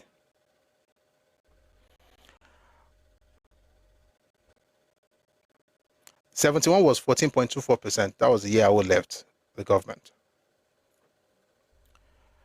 And without having to sound as if we are proud, we will say it. The difference is our. I mean, there were other great minds, obviously. You also mentioned them, but they had a leader, right, who could steer them in the right direction. He was the vice chairman of the Federal Executive Council. He was the most senior civilian in the government. And he was the Minister of Finance. And if we can say, something that Tawe Idele is doing right now, or we can credit Edun, Mr. Wale Edun, before he retired. If we can do that, we also have to say something about Papa in this particular, and we'll talk about Ngozi Okonjo-Iweala. We also have to be upfront about the work that Awo did. The point I'm trying to make is that the greatest growth Nigeria ever experienced in terms of percentages and even per capita growth, GDP growth, happened during the war. I got in government in '67 when the GDP growth was minus 15.74%. By 68, it had gone up to minus 1.25%. By 69, it went up from minus 1.25 to 24.2%. 1970, it went to 25.01%. 1971, 14.24%. What happened? The difference was that the war ended and importers returned. And then the folks who were also managing the economy didn't do as good. They didn't do as good as Awo and his team did.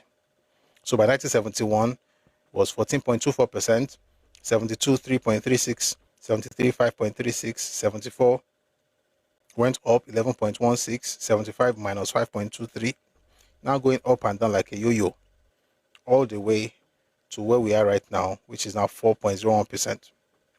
Last year it grew by 4.07. I mean, let me also tell us the recent history. In 2020, it went down minus 6.37%. 2021, 1.11%. 2022, 4.32%. 2023, 3.32%.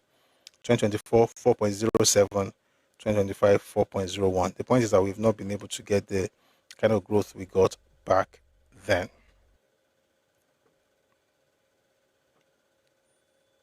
In terms of percentage. Of course, when we talk about the cash, of course, cash is more now, apparently. But back in the day, percentages we did better. And of course, we understand that one of the things that happened was that we didn't have as much importation. Before we go, one more thing. Someone says, if the importers leave today, the massive changes will be seen fast in Yoruba land. I'm not going to lie to you, you are 100% correct.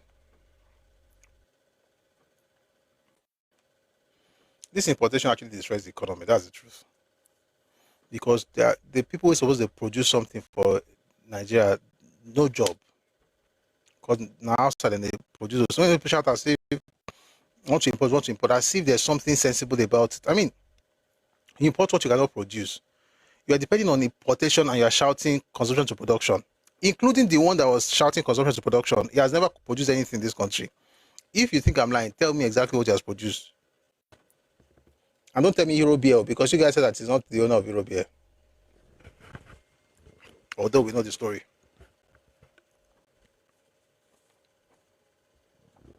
Importing, be shouting production. How can you be saying what you are not doing? And the products themselves, not like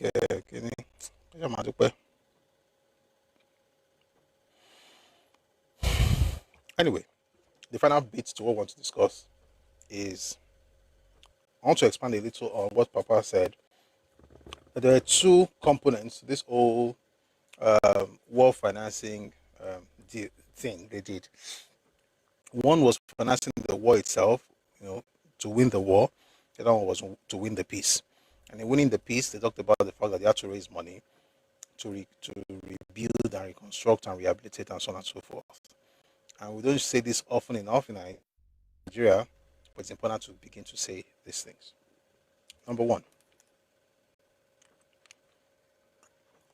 that the federal government raised a lot of money, and in the midst of the war and immediately after the war, still found a way to ensure that the eastern region came back, in terms of helping them find their feet again. So I want to read first from this book by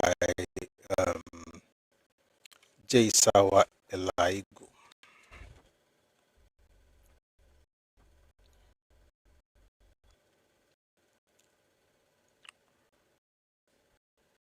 Okay, no, let's come back to this. Let's start with Awo's interview. So Papa, since we are talking about Papa, so we might as well start this section with him. Papa granted an interview during the presidential campaign of 1983 in Abeokuta, and he said some things that we need to continue. I've said it before, but we'll continue saying it. It's important.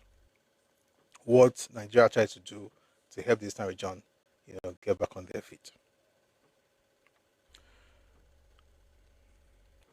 During the war, I sought to eat that the revenue, which was due to the Igbo land, southeastern state, they called it at that time, East Central State, rather.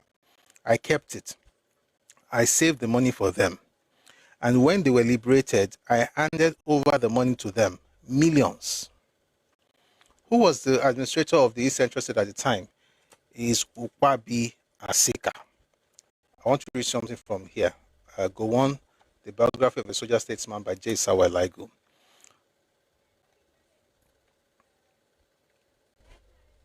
By the end of the Civil War, Mr. Ukwabi Asika had re-established administrative structures in the East Central State, of which he became the administrator. His government provided a sense of direction amidst confusion, courage amidst despair, predictability amidst fluidity, and solace and support amidst misery and abject poverty. In this go-on support to Azika's government was more essential, as was the immense cooperation of the military. So essentially, let me finish this part. Human memories being too short, perhaps not many Igbos have pondered and imagined what could have happened without Azika's preparatory work in Igbo land, even while the war raged on. It made the job of resettlement, reconciliation, and rehabilitation much easier than this could have been. So, Papa is saying here that even while they were still fighting, all the money that they did not get, they have broken the Eastern region into three: Southeastern states, that's Akwa and Cross River; East Central State, that is Abia State, Ebonyi State, Enugu State, Anambra State, and Imo State. And then I had Rivers State, which is Rivers and Bayelsa today. At least parts of Bayelsa. By the way, parts of Bayelsa were in Western region, parts were in the Eastern region. But sorry for another day. Anyway, the point is, the East Central State, the money that was supposed to go to them, I was saving it every month. And when they had an administrator, he put all that money in that person's hands straight up. Also, let's continue what he says here. When they were liberated, I handed over the money to them, millions. If I decided to do so, I could have kept the money away from them. And then, when they took over, I saw to it that subvention was given to them at the rate of £990,000 every month. I didn't go to the Executive Council to ask for support or for approval. We're speaking here, Awolowo. I didn't go to the Executive Council to ask for support or for approval because I knew if I went to the Executive Council at that time, the subvention would not be approved because there were more enemies in the Executive Council for the Igbos than friends. And since I wasn't going to take a percentage from what I was going to give them, and I knew I was doing what was right, I wanted the states to survive. I kept on giving the subvention, £990,000, almost a million every month. And I did that for other states, of course, Southeastern states, North Central states, Kwara, and so on. But I did that for the Igbos. And when the war was over, I saw to it that the ACB got £3.5 million to start with. What's ACB? African Continental Bank. That's Azikiwe's bank. This was distributed immediately, and I gave another sum of money. The attitude of the experts, officials at the time of the ACB was that ACB should be closed down. And I held the view you couldn't close the ACB down because that is the bank that gives finance to the Igbo traders. And if you close it down, they will find it difficult to revive or to survive. So it was given.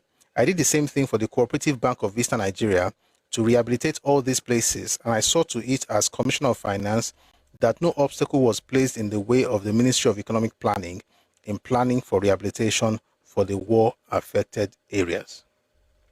That's from Awo. Let's read from Isawa's perspective.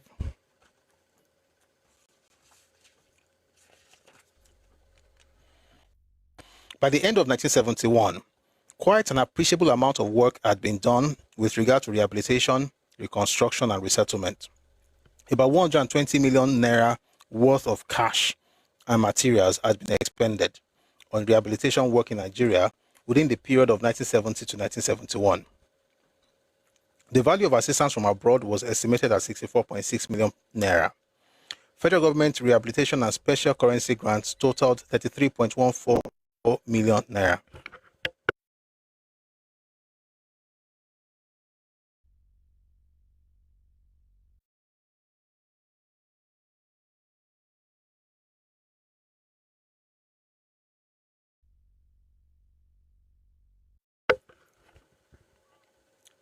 Sorry about that. Let's continue. The value of assistance from abroad was estimated at 64.6 million naira.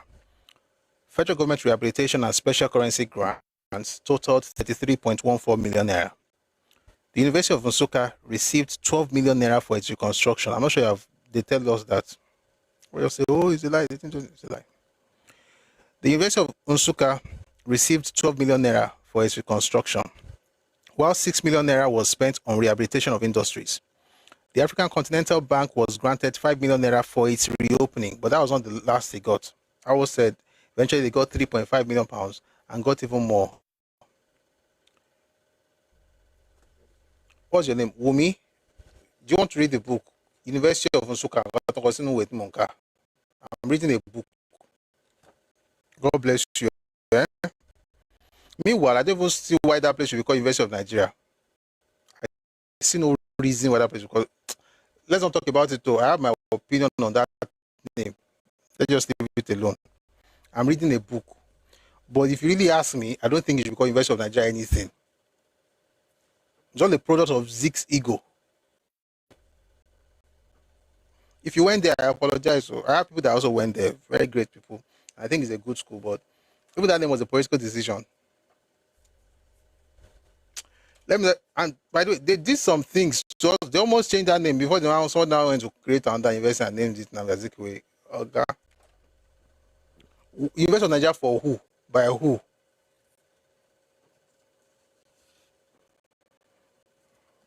We're all one Nigeria, sha, but waiting the right thing now, waiting the right and they read. No, my brother, sorry. Actually, it's University of Nigeria Nsukka, and I often when I'm saying it, I say that's the official name, so that's why I call it UNN. But in the book, they wrote the University of Nsukka received 12 million naira for its reconstruction. Okay, but we're on the same page. It's UNN. You must have got. You are one of the lions, Abi. Anuman Talarabai.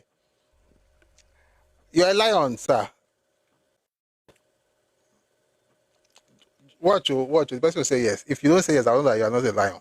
Are you a lion?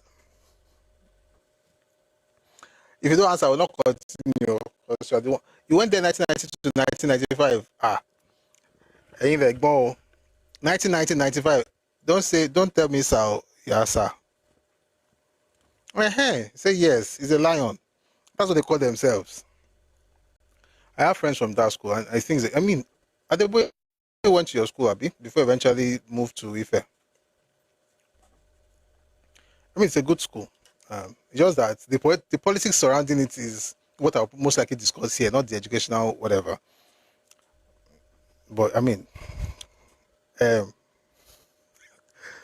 Prof, your brothers, some of your brothers went to that school. They are lions. Say lions. I like the way they say it, that they're very passionate about it.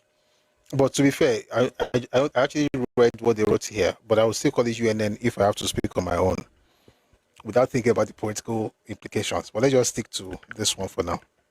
So they say, by the way, I'm reading Go On, the biography of a soldier statesman by J. Samuel Laigu. It says, the University of Nsukka, University of Nigeria Nsukka, let's make our brother happy, was our Egbon, because he went to school 1990 to 95. I was in secondary school. You were uni. So, you're my brother's, my Egbon's age mate. The University of Nsukka received 12 million naira for its reconstruction, while 6 million naira was spent on rehabilitation of industries. The African Continental Bank, ACB, was granted 5 million naira for its reopening. Thus, with massive federal aid and external assistance, external assistance, and efforts of the people of the war-affected areas in self-help, Nigeria recovered faster than could have been expected. Anyway, that's that about that. Someone says UNN is a good school. No, it is a good school. It's one of the big five. UNN is one of the big five. Let's just say UI first because, he's the first, Abi. So there's UI, there's OAU, Unilag, UNN, ABU. And then, of course, that's the first five. ABU Zaria. We have other good schools as well. Koboko says Nigeria was shacking Igbos then because they never see greatness before.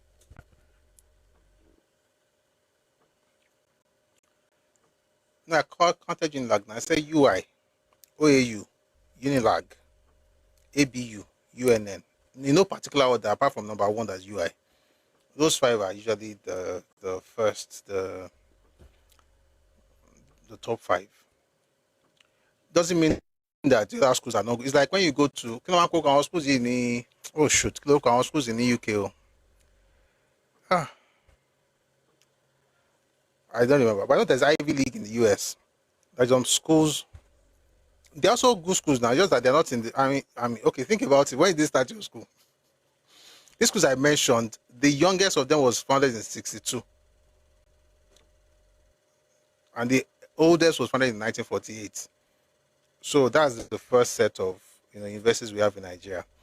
Well, then we have others, and they are good ones as well. I mean, Russell, thank you, Omolomo. Russell is the one in the UK. They have a like group of schools, so you have Russell, and so that's our own Russell. And in the US, so you have like every country has those categories. If you're in the UK, you are thinking first, you're thinking Oxford and Cambridge before anything else. Maybe Oxford, Cambridge, Imperial College, University of London, um, and many more. But those are the first set that comes to your mind. You go to the US, you're thinking Harvard, Princeton, Yale, Duke, Stanford. Yeah, you know what I'm talking about, Cornell and so on. So anyway, the point is that there are some schools that are on the so for our Nigeria, yeah, I know it's and UNN is part of the first set. It's a good school. It's just that I don't like the politics that led to the establishment of that school. And if I talk about the politics, it could be like say they beef, but I'm not beefing at all. Awolowo says, I was educated, teach, and work at a Russell Group school. I'm there now. Hey, you people that come to listen to this place, you are intellectuals. Oh. Anyway, that's the end of this. Let's just do the conclusion so that we can go to the news and bring people up. 7:32, we have 28 minutes. Okay. So, what we've done so far, what we've done today essentially is to discuss how Awolowo, Cornell alumnus. Wow. Thank you, Oluwanifemi. There are very educated people here. And the Lagos had to write my school anthem. Why would you bring that anthem when I was discussing Cornell? But no, great effect, Baba one year, forget to. Anyway, Aluta against all oppression. Ẹkáàbọ for now. Are you an Ife alumnus? Lagos. An Ife alumnus. The way you've been writing Ife here, you must have gone to Ife. Don't worry, we can hold our own too. Anyway, thanks for listening. But what we're trying to discuss essentially is how our funded the Nigerian Civil War, how the Nigerian government itself financed the Civil War. And I like how we talked about taxation and how they were able to get the companies to support by increasing taxes. Talked about treasury bills, talked about treasury notes, and so on and so forth. Just goes to show. And then, of course, it talks also about how they banned, importation of certain products in luxury items, things that you could manufacture locally. They banned all those things. They allowed some, but they banned a lot of. They allowed some importation, but they banned whatever you could produce locally. And if it was luxury item, they banned those things. This actually helped to give us strong footing. Think about it. How do you prosecute a war for 30 months and you didn't have to borrow anything? It's not like you're a fantastically rich country at the time. It was because you had great managers who were able to come up with different ways to raise funds, and we also had vision, right? And you see the latter part of that speech I read. I had a vision of what could happen if we had a steel rolling mill, if we had a steel industry, how that could help the Nigerian defense industries, which now they're beginning to come up with some stuff. But I also like what is happening in the absence of having all this. By the way, just to also acknowledge that NDI has are manufacturing guns now. That's our military guys. We have a defense industry, national defense industries. They now manufacture guns in Nigeria. Okay, but they'll be able to do better if there is, if we have our own mill, steel rolling mill in Nigeria. We also have other companies like Proforce in Ogun State and there are others as well. There's another group, there's another company in Ogun State. There's one in Ekiti, I think. that help with producing military hardware, military vehicles, and so on and so forth. Just to tell you that this the man that we talk about is a visionary, and we should perhaps discuss this stuff. I didn't bring this to analyze it. I just brought it to explain or to read to us what he did and how those things were done. But I'm hoping that we'll be able to up the ante and whatever vision they had. If not bad, they will be able to take it from there and build a Nigeria that works for us all. If they could manage Nigeria during that period, think about what's also happening right now. And I'm going to say this, that we have something similar in this government right now, okay? With the way the government is moving. Interestingly, one of the news reports we're going to read today is how the federal government, President Tinubu, has approved the expansion of the Nigerian army. They're going to be recruiting about 20,000 more soldiers, and officers into the rank and file. So that also tells you, of course, that also now reminds you of what Awo was saying, that we had a bloated army at the time. How do you take care of them? How do you pay them? But if you disengage them, they might become robbers and begin to disturb the society. It's all the things that you read all the points and you're like, okay, this man knows exactly what he's talking about. And I hope that we have such leaders.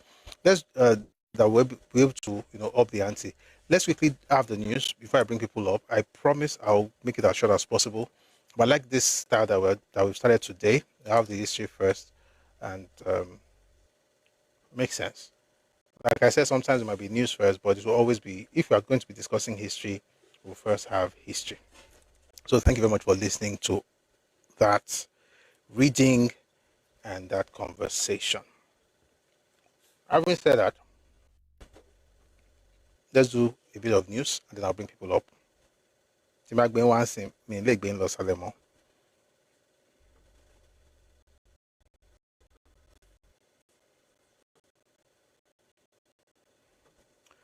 One second, please.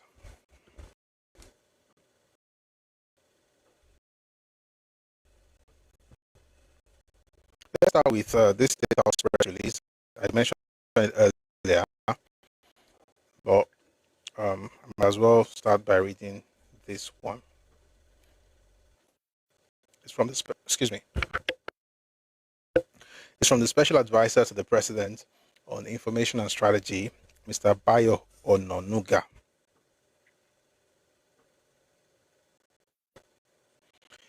And it says here, President Tinubu approves expansion of Nigerian Army to 12 divisions, recruitment of 28,000 personnel to strengthen national security.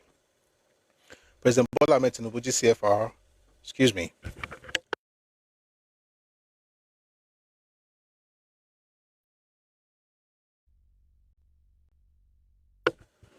All right. Let's quickly read this.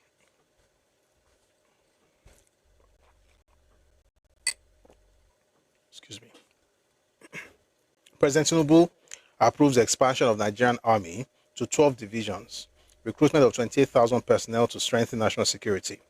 President Bola Ahmed Tinubu, GCFR, Commander-in-Chief of the Armed Forces of the Federal Republic of Nigeria, has approved the expansion of the Nigerian Army structure from 8 to 12 divisions, a landmark move to enhance the country's... Excuse me, please.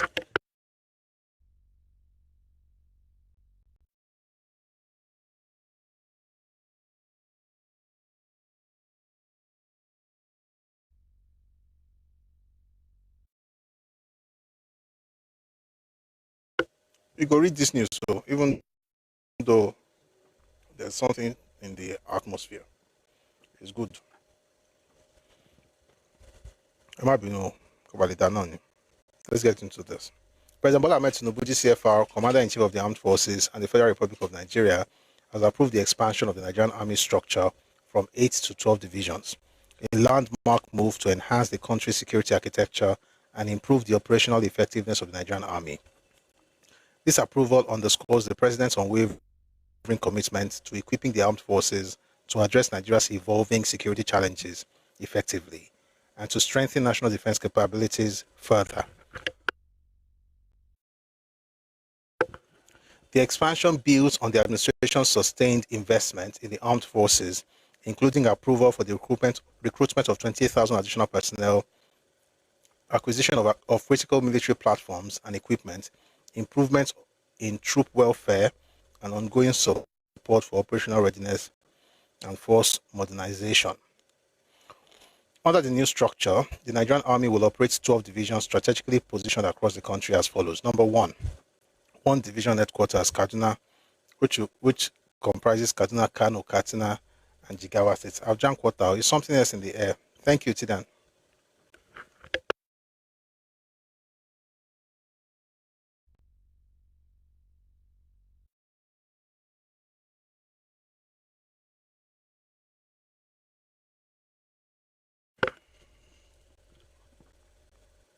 Division headquarters. One division headquarters in Kaduna covers Kaduna, Kano, Katsina, and Jigawa states. Two division headquarters in Ibadan covers Oyo, Osun, Ekiti, and Ondo states. Three division headquarters in Jos covers Plateau, Bauchi, and Gombe states. Five division headquarters, Makurdi, covering Benue, Nasarawa, and Kogi states. Six division headquarters in Port Harcourt, covering Rivers, Akwa Ibom, and Cross River states.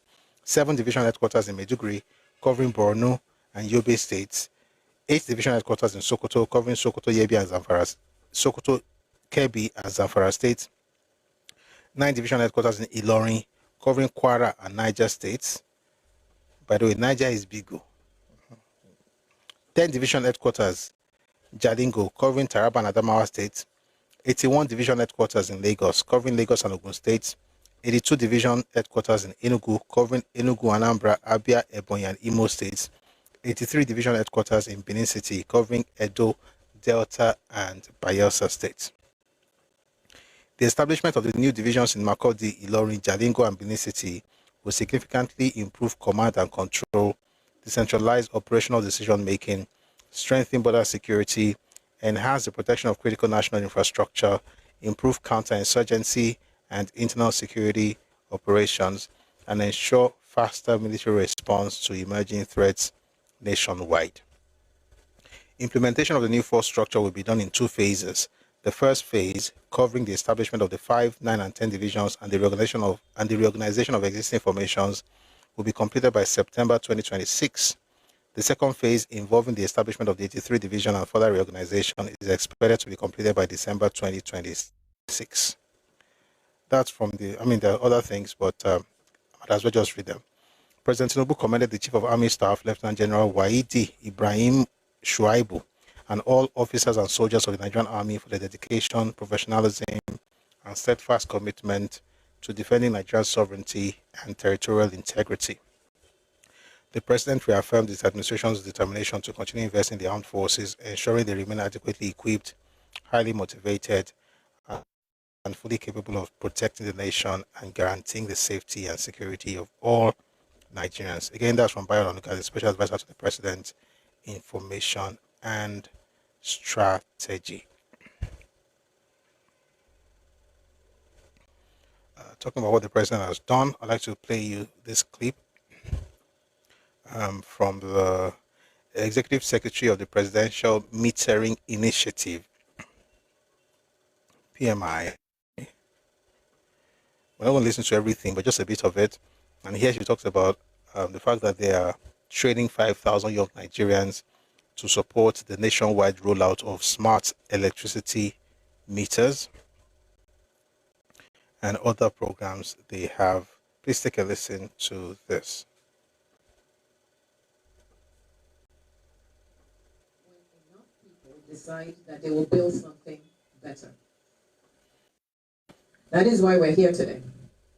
Not simply to launch another government program, but to launch a generation of builders.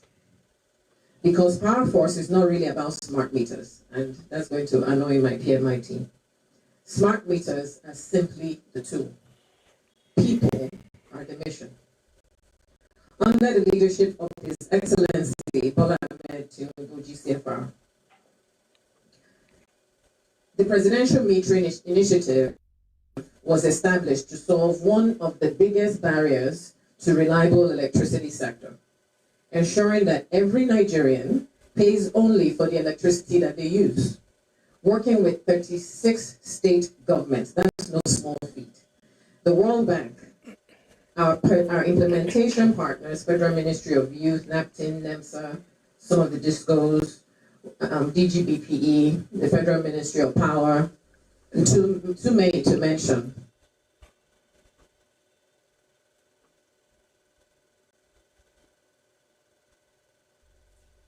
Not merely to install meters, but to build careers, as DG mentioned earlier, to build confidence, to build a modern electricity sector, and ultimately to help build Nigeria itself. We knew this opportunity would matter, but we did not anticipate just how deeply it would resonate. Applications have now closed. We had 5,000 places, but we received almost 220,000 applications from young Nigerians across our country. That tells us something really profound. It tells us that beneath the statistic that unemployment lies something that is even more powerful, a generation that is ready to work, if given the opportunity. Our responsibility is to keep creating those opportunities. To every young Nigerian listening today, it is not who you know or the challenges that you have overcome. Your greatest asset is your ability to learn, to build, and to solve the problems that matter. President Bola Ahmed Tinubu believes that Nigeria's greatest wealth is the ingenuity of her people. Power Force is one expression of that belief. Because the future cannot be built by government alone, we're trying, but it requires more. It will be built by the millions of capable Nigerians who are equipped with the skills and the opportunity to help shape Nigeria. Every Power Force graduate will receive professional training through NAPTIN, industry certification through NEMSA, and a direct pathway into employment with distribution companies and meter providers who are also seated here. That matters because meaningful work is what changes communities, and millions of people doing Nigeria, not even the 5,000 that we hope to train from here, but 50,000 can inspire millions more. And that is how movements begin. One opportunity, one person, one act of service at a time. The first phase begins here in Abuja, before expanding to every geopolitical zone across this country, ensuring that no part of Nigeria is left behind. Let me express my deepest appreciation to His Excellency, President Bola Ahmed Tinubu, GCFR, whose vision continues to challenge us to move beyond managing problems, but to solving them, and whose leadership reminds us that reform must ultimately improve the lives of ordinary Nigerians. All right. Thank you very much for listening to that. I just played that because I need to take a short break. But the news I read earlier about the approval of more divisions in Nigerian army is also one of the things I think we should celebrate about the president. The idea that you expand it, and you also have decentralization like the one he did earlier. You have depots in Oshogbo and in Ebonyi State and so on and so forth, ensuring that each geopolitical zone has one. It, it's it's the thinking of the person with who is structural in the approach of solving Nigeria's problem. So this is actually something that we should celebrate. All right, we're going to move away from this and take one or two more news items before we go on to bring others up. Sunday Igboho was at Gomo in Kwara State to launch Irekun recently, and this is I'm going to play you some clips from that. Oh shoot, Umbo, 1 second. I'm going to play you some clips from that launch, from that event. First, there's a clip here where he was talking to the people, right? But just a second. Yeah, please take a listen to this. àwọn òbí lè lọ́wọ́ wa lọ́kàn olóòtú ti ṣe bẹ́ẹ̀ ìbẹ̀rù lọ́wọ́ bá tó ti wà lọ́kàn ti wà yìí àti wá jẹ́ kí wọ́n mọ fi kó wa láyà jẹ but now àwa náà ṣe tọ́lá ti sọ fọ́lọ́ pé ìwọ Ọlọ́run gbogbo àwọn ọ̀tá wa tó ń pa àwọn bàbá wa tó ń dín wọn pé tó ń lé àwọn àgbà pẹ̀lú wọn ọlọ́ba àdókùn owó rẹ̀ ọlọ́wọ́ wa ní sọ̀kalẹ̀ wá dókùn owó rẹ̀ àwọn afúnra ara wa ní kẹ́kẹ́ kájọ fọ́sowọ́pọ̀ láti àwọn bàbá yìí lọ́tẹ̀ balẹ̀ o gbogbo wọn tí ọwọ́ rẹ̀ ọ̀bá mú lórí ìrìn àjò bá ní Kwara State bẹ́ẹ̀ kọ́ máa sá lọ sí òbí o orí pé ẹnikẹ́ni tí ẹ bá trace tí ẹ bá pa owó ẹ̀ níbi ètò bá ní nípínlẹ̀ Kwara ní gbogbo gómìnà níbà yìí bandit wọn náà ní o. Written on the Punch newspaper, Igboho vows to clear bandits from Kwara forests. Yoruba Nation activist Sunday Adeyemo, popularly known as Sunday Igboho, on Thursday declared that his Iruekun security network would reclaim forests in Kwara State from bandits, saying criminal elements would no longer be allowed to use the state forests as safe havens. The Punch reports that Igboho made the declaration in Ilorin during the launch of the Iruekun security network in Kwara State. He said the outfit was established to complement the efforts of the government and conventional security agencies in tackling kidnapping, banditry, and other violent crimes across affected communities. Announcing the outfit's next line of action, the activist said its operatives would begin security operations in most affected by insecurity. He said, and I quote, He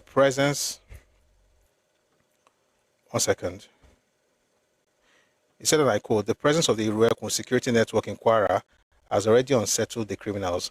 We are heading to Babanla, which many people now describe as a stronghold of bandits. We also passed through Eruku on our way from Kogi State, and we will return there. This is our ancestral land, and no criminal can force us to abandon it. Those hiding in our forests cannot intimidate us into surrendering our communities.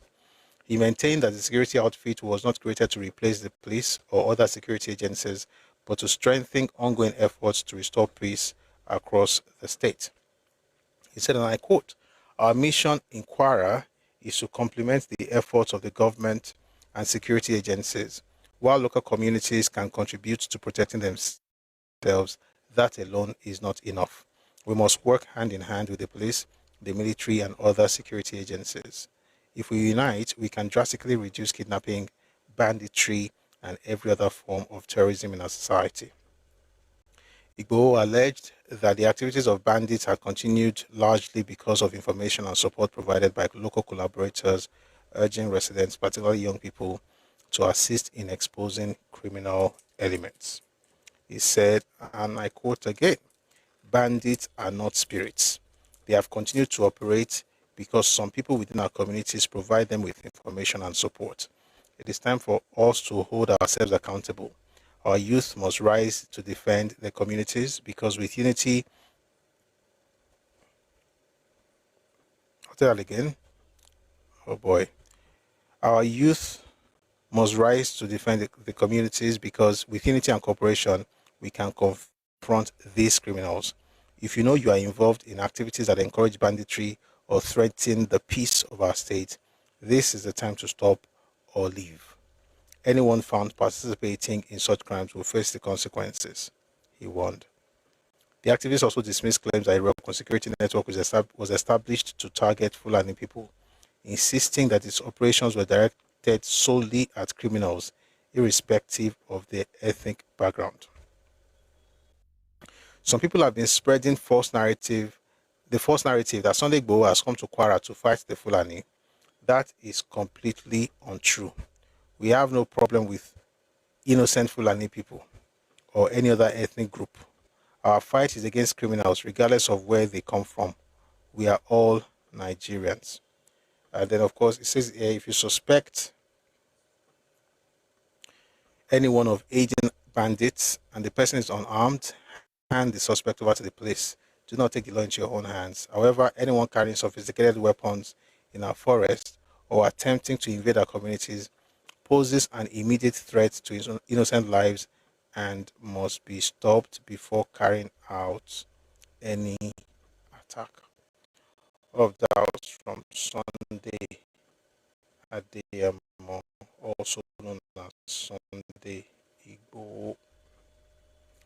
All right, there is also a video I have here, is very short, of um, the Onigomo praying for Sunday Igbo while he was there in Gamo, Kwara State. Take a listen to this.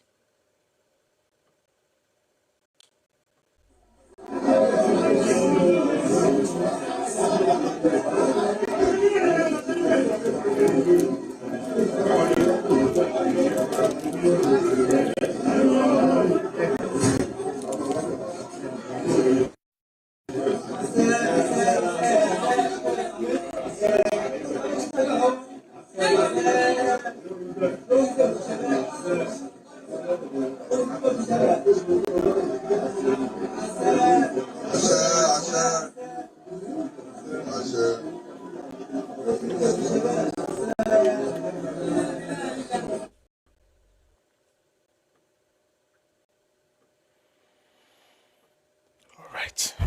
While they were doing that, somebody came in here to ask questions. What's this person's name? Goodman. Goodman. Imikomo. Ask your friend what that means. I just spoke about you. I'm not the cause of your misfortune. If you want to cry, go and cry right now. You don't have to cry. Tinubu is also a president. No problem with it. Go to rock, carry placard, and go and invest there. Stop disturbing me. Stop the nuisance. God bless you. You know what? I'm going to get it all because of you. This is what happened in Edo State recently because of people like you who just decided to be constituting nuisance all over the place. Take a listen to this one. Hopefully that will help understand the culture. Indigenous states have no legal right to create or install a paramount traditional ruler. Dual cameras were not allowed into the courtroom. Proceedings went on smoothly. Wait, this is so fast. Mumbo, let's start slowly. What is Farabale? Delivering judgment, Justice Ẹkáàbọ released a matter to the existing edicts of Edo State, stressing that settlers and non-indigenous states have no legal right to create or install a paramount traditional ruler. Dual cameras were not allowed into the courtroom. Proceedings went on smoothly. The judge, after citing relevant sections of the Constitution, described the proposed installation of an Indian in Edo State as an aberration and a violation of the tradition and legal framework of the state. Justice Ẹkáàbọ further noted that just as no Edo man can establish a parallel traditional ruler in the East, non-indigenous in the state have no authority to do so within the state. He emphasized that while the Nigerian Constitution promotes peaceful coexistence among all ethnic groups, such must not be contradict the laws and customs of the host communities. The court therefore ruled in favor of Edo Art and Cultural Heritage Institute, which, writing to the judgment, cancelled the plaintiff Barrister Osagi Obayuana, commended the court for what he described as a sound and professional verdict. For anybody president in Benin to bear that title, Ezeindigbo of Benin or Ezeindigbo of Edo State, was tantamount to diluting the supremacy of the title of Oba of Benin. We also commend Justice Ẹkáàbọ for following the law, due process. We started this case about 12 years ago, 2014. There's a law guiding how chieftaincy and related issues are done in Edo State as it were. And that law must be adhered to. That's why we have sanity and tranquility in Edo State. From Benin, Wellington Akomeja, RTV News. Let's leave Benin and listen to the Minister of Works, Dave Umai, and he recently had a conversation with media folks, a press conference actually, and it was basically on his ministry and the work he has done. It was with the national, one second, it was at the National Assembly to discuss his work, but somewhere in that conversation, this came up. Please take a listen to this.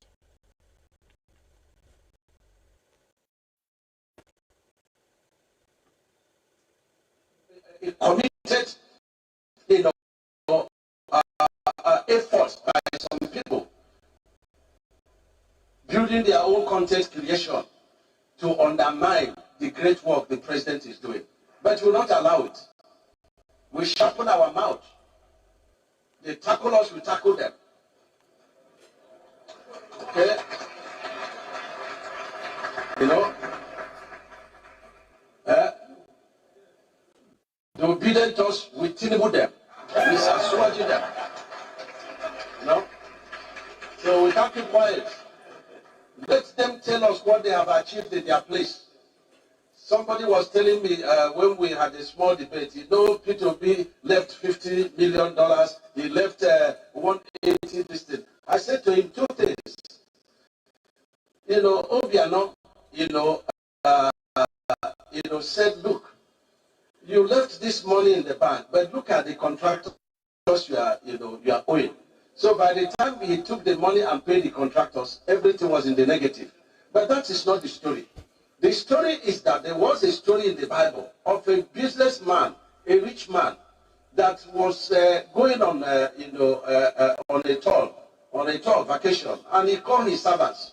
This one he gave this amount. This one he gave this amount. This one he gave this amount. Go and trade with it and make profits. And when he came back, the first one said, "You gave me this. This is what I brought. This one he gave me this. This is what I brought." Then one of them, who instead of using the money to create airports, to create durable roads, to create a seaport, to create industries other than brewery, he said, "Look, I know who you are. I have had to put your money in the bank because you reap where you didn't sow." And so the man said, "Oh, if you knew that I was this, why did you take up the responsibility of being the governor of my state?" And so you can't be selling when the people are hungry, when there is no industry, when the roads are like paper, so you can't be doing AI politics. This is very important. So we have to support the president. We have to pray for him. You see this second tenor, God already ordained it. So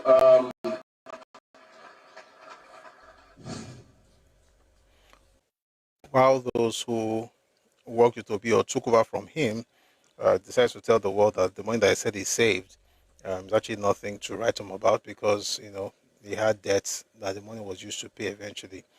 I'd like you to listen to another person who worked with Asiwaju as a commissioner for justice in Lagos State, who eventually then became the vice president of the Federal Republic of Nigeria, Professor Yemi Osinbajo. This is what he said about Asiwaju as governor.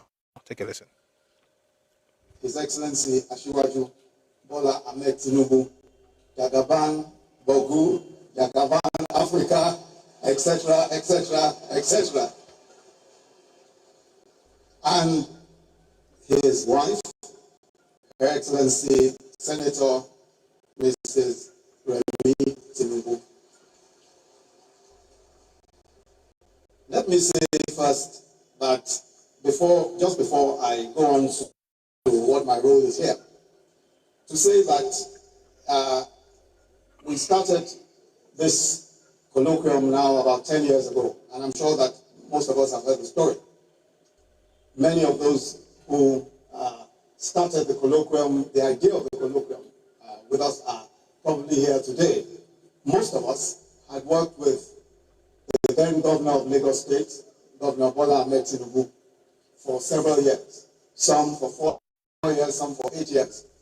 And we decided that it was important to ensure that every year, on the occasion of his birthday, we will take time to discuss matters of national importance. Part of the reason why we did so was because Asiwaju Bola Ahmed Tinubu ran an unusual government in Lagos State. And let me say why it was unusual. The reason why it was unusual was because it was a government where there was a great deal of argument. And he, as the leader of that government, allowed so much argument and so many different shades of ideas. I recall a particular occasion when we started talking about the land use charge. Some of it is, today we are also, I know that there are issues around the land use charge. But when the land use charge started, when the whole concept developed around the land use charge, there were so many arguments. One group felt that we shouldn't even introduce a charge. Another group felt it was important to do so. I remember that in Ikeja, where this argument was taking place, in the governor's guest house, we were in a small room, and Ashiwaju was there, Lai Mohammed was there, Wale Adu, Yemi Kadoso, I think Jeli Alaki, and a few others. And we were all gathered there, arguing on both sides. At some point, when Ashiwaju was losing the argument, he said, sure you're not the Bofuni. And I'll explain what that means. He said, were you the people who were voted for? Then he stormed out of the room and left. And then we all waited. Nobody left. We just waited and waited there. Then he came back a few minutes later and said, meaning, are you people still here? Then he continued the argument. Now he came back with more facts and figures. So we suspected that when he stormed out of the room, he actually went to go and bring some more facts and figures. In the end, we instituted the charge and so many other different ways by which the foundation for what we see in Lagos State today was developed. And I want to just commend Asiwaju Bola Ahmed Tinubu again.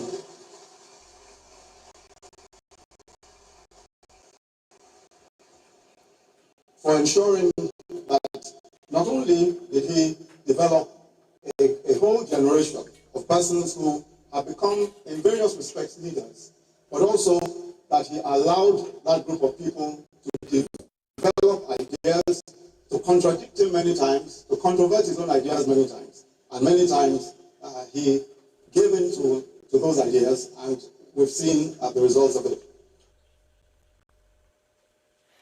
All right, that was the former Vice President of Nigeria, Professor Yomeshibajo, talking about the President, Asiwaju Bola Ahmed Tinubu.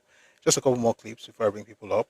In this particular one, you have the governors of the Southeast. I saw it just now. Governors of the Southeast talking about working with the President. I'll see if I can find it for you again. I was literally just looking at it. 1 second.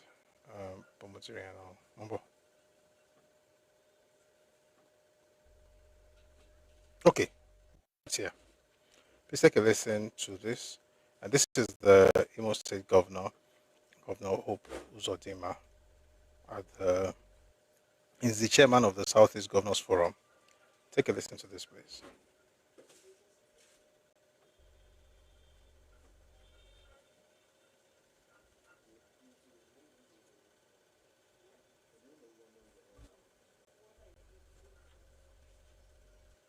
Can't hear anything. 1 second, there's an issue here.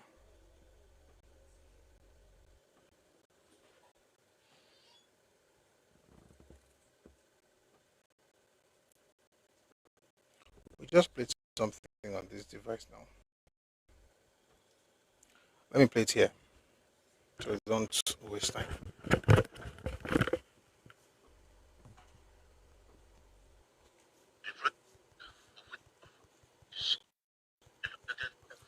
Members of the House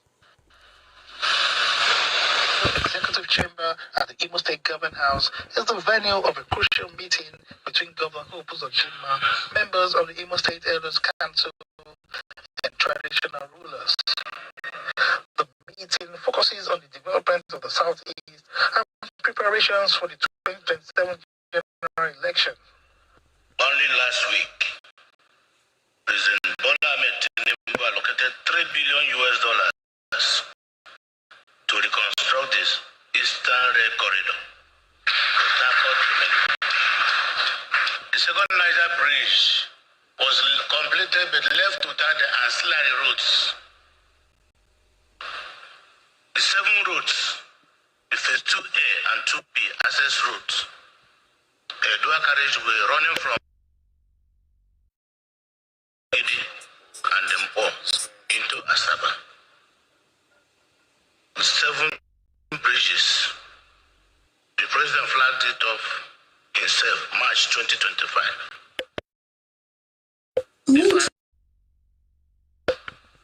We have reviewed all options and decided that we will work with President Bola Ahmed Tinubu.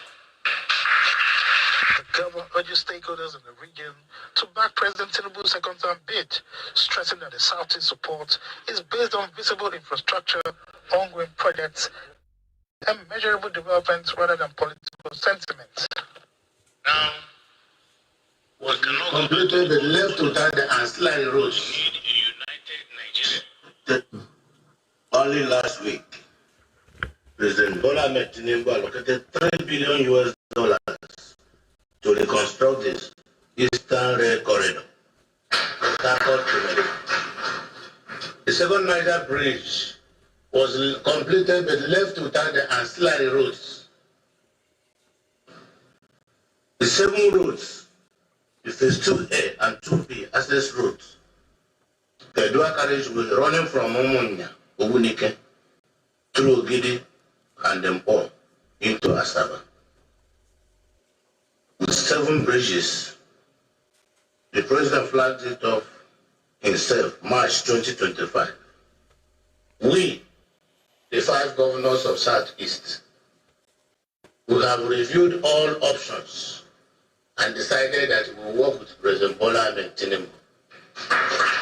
The government urges stakeholders in the region to back President Tinubu's second-term bid, stressing that the Southeast support is based on visible infrastructure, ongoing projects, and measurable developments rather than political sentiment. We cannot go back to the old order. We need a united Nigeria. Because there is no successful state if you don't align properly with the federal government. And one of the things we discovered, each time election is coming closer, those who come to claim to protect Igbos more than Igbos, who call themselves our friends, will begin to come to create confusion.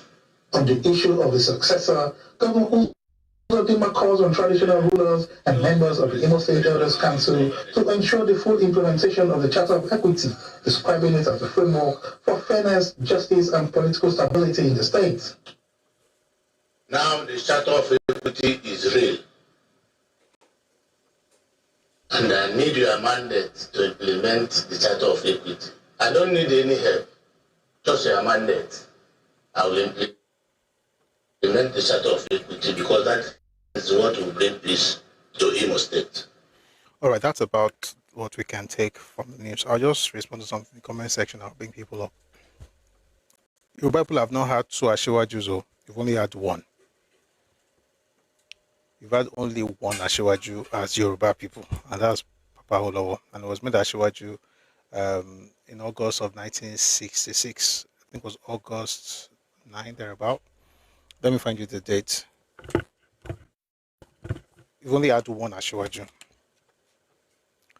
Give me a second. Let me just find you that date.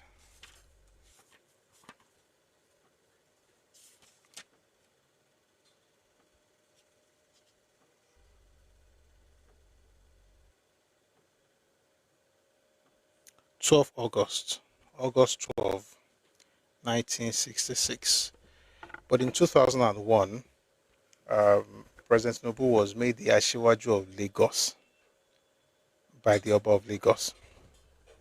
All right, that's the Oba before the present one. That was Oba Yekon.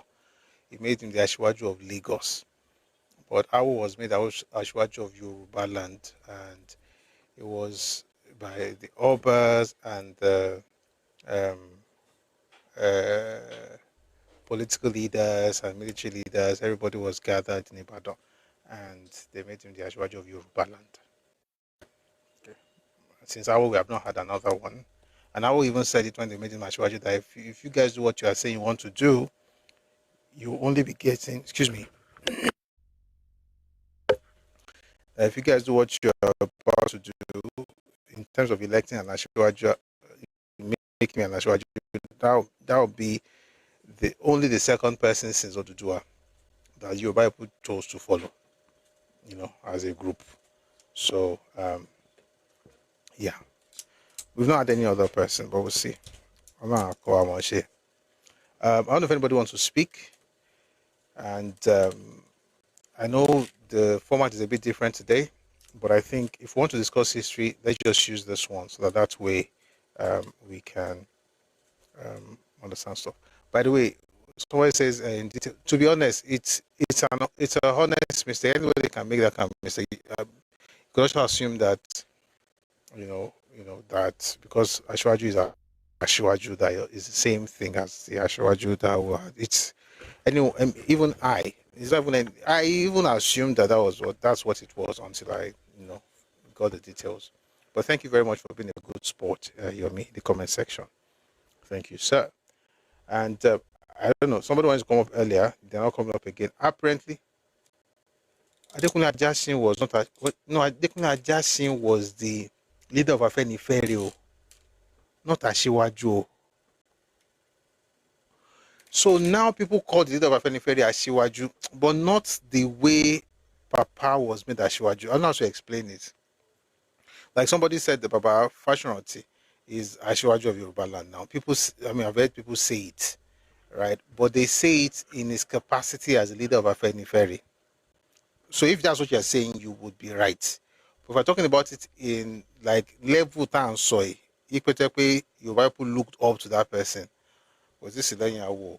Although I don't continue to title, like most people that lead Afenifere are usually called Asiwaju Yoruba land. Someone has said they were Papa Fashion, like I said earlier. But in terms of Bikini Sheri, okay, let me ask you a question. Let's not ask that question, Sha. But Sha, the point is, Adekunle Ajasin was Papa Adekunle Ajasin was the one before Ramade Sonya, right? Right? It was the one before Ramade Sonya. So Afenifere, as long as you just respect, but could that be? So you respect them, the leaders of our people, but I'm saying, could that be? The closest person, in my opinion, and I may be wrong, please feel free to correct me. The closest person to that could have become that was actually Uncle Bolege. But Etani Nani. And June Shewilejo Jalaro Tamboro. Etani Nani. I think it was the closest. It could have.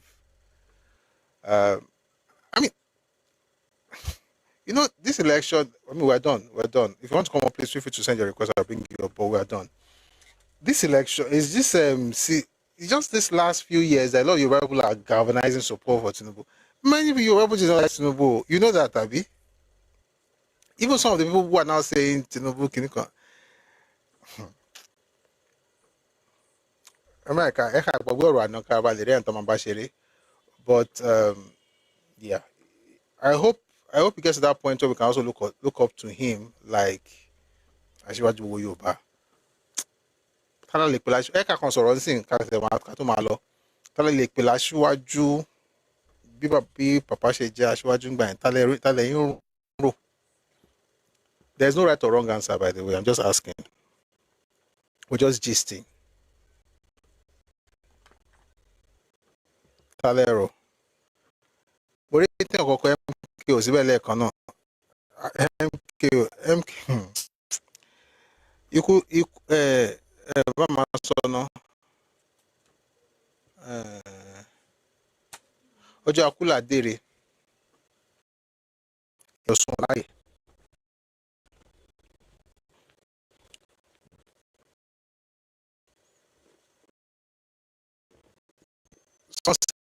Tinubu Rauf Bawo. Tinubu. You don't have to like him, by the way, Shao. But he's the one. He's the one that we can all look up to at the moment. And if you had doubts, go and listen to the Milocon speech. Listen to that speech again. I played that speech here. We analyzed the speech a couple of weeks ago. I think it was last week. Please watch it. If you had doubts, everybody say, listen to that thing again. I know I was talking about his ambition, but in the midst of that thing, there's some things he said that you can hold on to. Someone says not everybody like Awolowo too. No, but Kola Venture, the difference is that even his enemies wanted him to be Ashiwaju. Let me read to you. We're done, but let me just read something to you. It's not about even liking. Even our enemies were the ones that were persuading him to be Ashiwaju. That's the difference. Let me read something to you. Tani King Bore was okay by him. Mo ko sáré kan kíákíá. Ó sọ ń sìn ó sọ pé after my release, this is Papa. After my release, unsolicited laurels which were acclaimed by right-thinking and responsible people, even by friends and foes alike, as well deserved, were bestowed upon me in quick succession. Colonel Robert Adebayo, who was acting military governor of the Western region, convened a meeting at the Western Hall, Ibadan.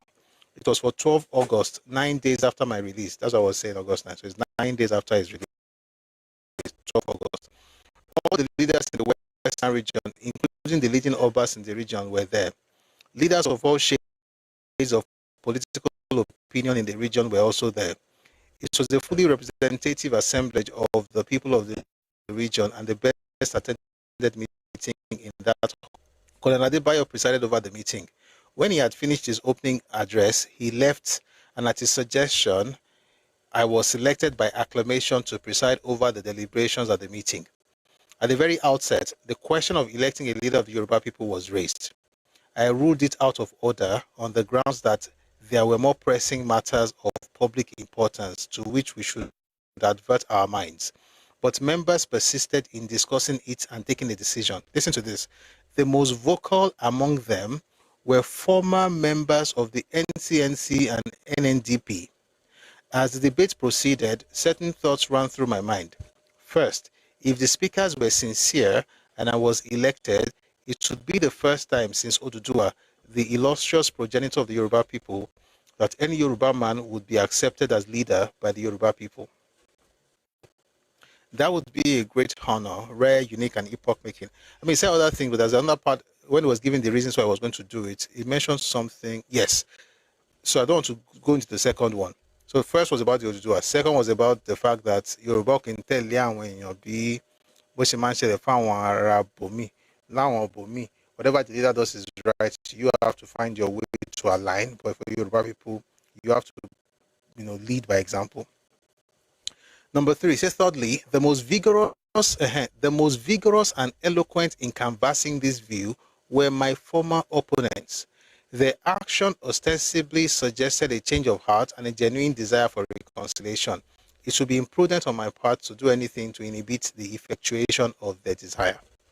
So, nígbà tí wọ́n fẹ́ fi Papa jẹ Aṣíwájú, even àwọn ọ̀tá gan sọ pé ìwọ la lè fi ṣe, But to be honest, you don't have to even like people. He's the one. He's Egonier. He's the one. He's the one we can look up to at the moment of his generation, at least. And I think we should have people like that for every generation. We should have people like that for every generation. Koboko says even Chief Bode George couldn't openly endorse Obi in 2023. Concilium says MKO was not universally liked. I think Tinubu was. The funny thing, MKO was liked for his philanthropy, not for his politics. It is now that, the philanthropy helped his politics. I remember eating MKO biscuits in 1993. I don't know if you ate that biscuit. That thing was sweet. Milky. MKO, his philanthropy helped a lot. But his politics was not something that people liked in Yoruba land, though. He was vehemently against Awo now. MKO was with the NPN. It's just that, Kisoro like that. That doesn't make him a bad person, by the way. not being in UPN doesn't make him a bad person, but he wasn't a popular person in terms of in the political landscape of Yoruba land. You know. Someone says not even OBJ. Abba. OBJ is more, I think it's the army thing. You know, there's that feeling of Nigerian. They see Nigeria as one, even though they know, but they shall be pushing that agenda. So I guess he's committed to that. Almost every military officer from that era thinks like that, in my opinion. They're always thinking, you know, one Nigeria, the war is over, this evil war. No, I don't. So OBJ is always one Nigeria. I think so. So I prefer ours and Tinubu's idea of Nigeria to OBJ's idea of Nigeria. Our idea of Nigeria is something that we can all own, but each group can also function on their own. And if you're not a leech, I don't see why that would be a problem for you. Tinubu, Obasanjo's idea is the idea of the Nigerian army, because they inculcated in those ones the idea that they had one nation to defend, and it's called Nigeria. So sometimes this is what I think they do, in my opinion. They have a conclusion set in their mind. They now work everything to get to that conclusion. So whatever is happening, that conclusion is sacrosanct. They don't want to change it. They will be seeing reality. Once I'm one not to shall reach that conclusion. That's what I think. Folks in his era who were in the army, that's how they move. And I understand why they do that, but it's not the way to build Nigeria. You can never build Nigeria like that. You cannot. Because at some point, your instincts will kick in. Your ethnic affiliation, your ethnic loyalty will kick in. And those who deny ethnic loyalty are the ones who are ethnic jingoists in the Nigerian landscape. They are the ones who deny it the most. They vehemently deny being affiliated or being even proud of their ethnicity. They are actually ethnic jingoists. They are worse than the people they call tribalists and bigots. They are worst. Because they will use your ethnicity against you in order to get their own ethnicity to go up. Which is why I don't believe in anybody that comes around and says things like, I am the tribalized, especially if they're not Yoruba. If they're Yoruba, they are naive. If they're not Yoruba, they are very manipulative. If they're Yoruba, for the most part, they are naive. But if they're not Yoruba, they are usually manipulative. They're trying to get something by shouting the tribalized. God says, what's your take on Shegun? Show me. I saw BRF. I did not say anything earlier. Of course, BRF, I think, is going to be... I'll answer your question. No. I think BRF could be... I watched BRF's interview on TVC. And there was a question where he, made reference to Papa talking about going back to law practice. How Papa went back to Park Lane and Papa, after, serving, and he went back to his law practice and all of that. When I think of BRF, I think in his generation, again, I'm talking generationally right now. In his generation, I think he's the most likely to be like our. My opinion, no, you don't have to agree. In his generation, I think he's the most. I mean, this is a man who reads. This is a man who reads. He's a man who knows what's up, and he's also a man who is very, very, who has native intelligence. And I'm putting out the video. Hopefully tomorrow we're done with it. We finish editing it today. We'll put it out tomorrow. Where I played the clip where he was talking to the kings and the committee members. That was brilliant. Just about 2-3 minutes speech. Not sorry, video to Majade. You can't do that without native intelligence. BRF has it. And it's also very, very cerebral. And he reads. And you can tell. Maybe we should read his book one of these days. He has a very fantastic book. Oh, it's on the shelf. I've not read it. So if I'm going to have a session, that means I'm going to have to read it before the session. But he has this really good book that he wrote. I have it, but I haven't read it yet. I have so many other things I'm trying to get to before that one. but we should discuss it. He's a very, very brilliant person. So, and he has native intelligence. He's grounded in his Yoruba identity, but he also has love for Nigeria. So, by the way, let me tell you the title of the book. What I'm calling Shani read the books. I want to be talking about reading books because I want us to be able to read together. That way, you can also build your own library. And by the way, people are doing it, which is quite nice. See, I don't want to stand up to look for that book. It's let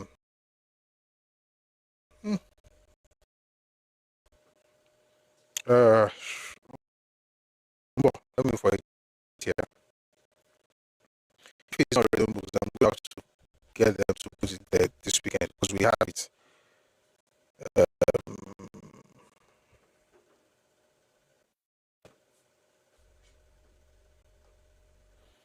If I will title that for you.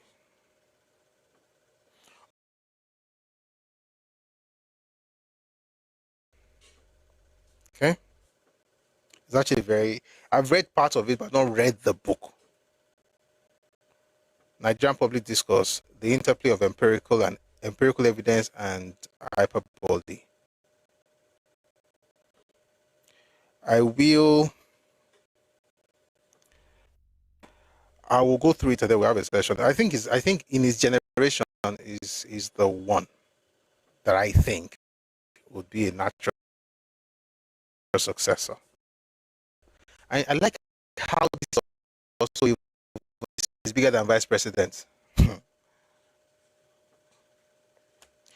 I don't like to say anybody is bigger than anybody. I'll just say that I think you have to have an understanding of the complexity of Nigeria's political landscape without being unnecessarily idealistic to be able to lead Yoruba people and still be accepted in Nigeria. Tinubu is accepted in Nigeria, regardless of what the noise you are hearing on social media. Tinubu is actually is well accepted. Of course, not everywhere, but it's accepted. And one of the things that makes him acceptable to those people is also because of his understanding of Yoruba, the place of Yoruba in Nigeria. And that's why he can do what he's doing. And that's why he's doing what he's doing. And if you think he's not accepted, go to Southern Kaduna and say he's not accepted. I don't even want to talk about Yoruba land. Go to Southern Kaduna. Go to Taraba. That's when that people like Tinubu. So I think a person that will be a great leader for Nigeria, not idealistic, in I don't like that. A Nigerian leader should be able to, you know what I used to do, which is what you find in that book, Thoughts on the Nigerian Constitution. You should read that. It's a fantastic book.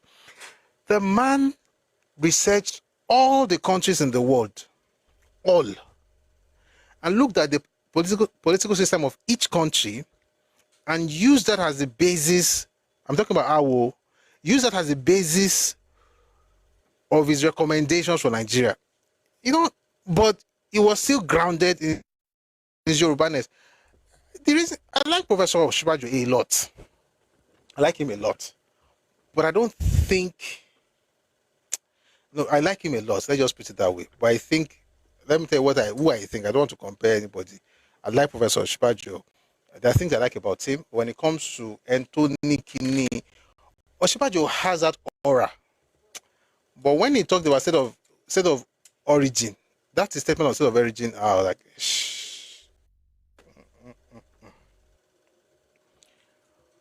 That does not mean that I agree with everything BRF says or everything Asiwaju says, but there are some things that are sacrosanct. It shows that you are grounded. Someone says, who is likely going to take the baton of leadership from Asiwaju in Yoruba land? Maybe BRF. I don't know. That's why I said maybe BRF. Fashola is brilliant. He's a leader of leaders. I love that man. And he helps as a lawyer too. It helps that he's a lawyer. I like him. I don't know any. Again, there are many people of his generation, but I think he stands out. So I don't know. I hope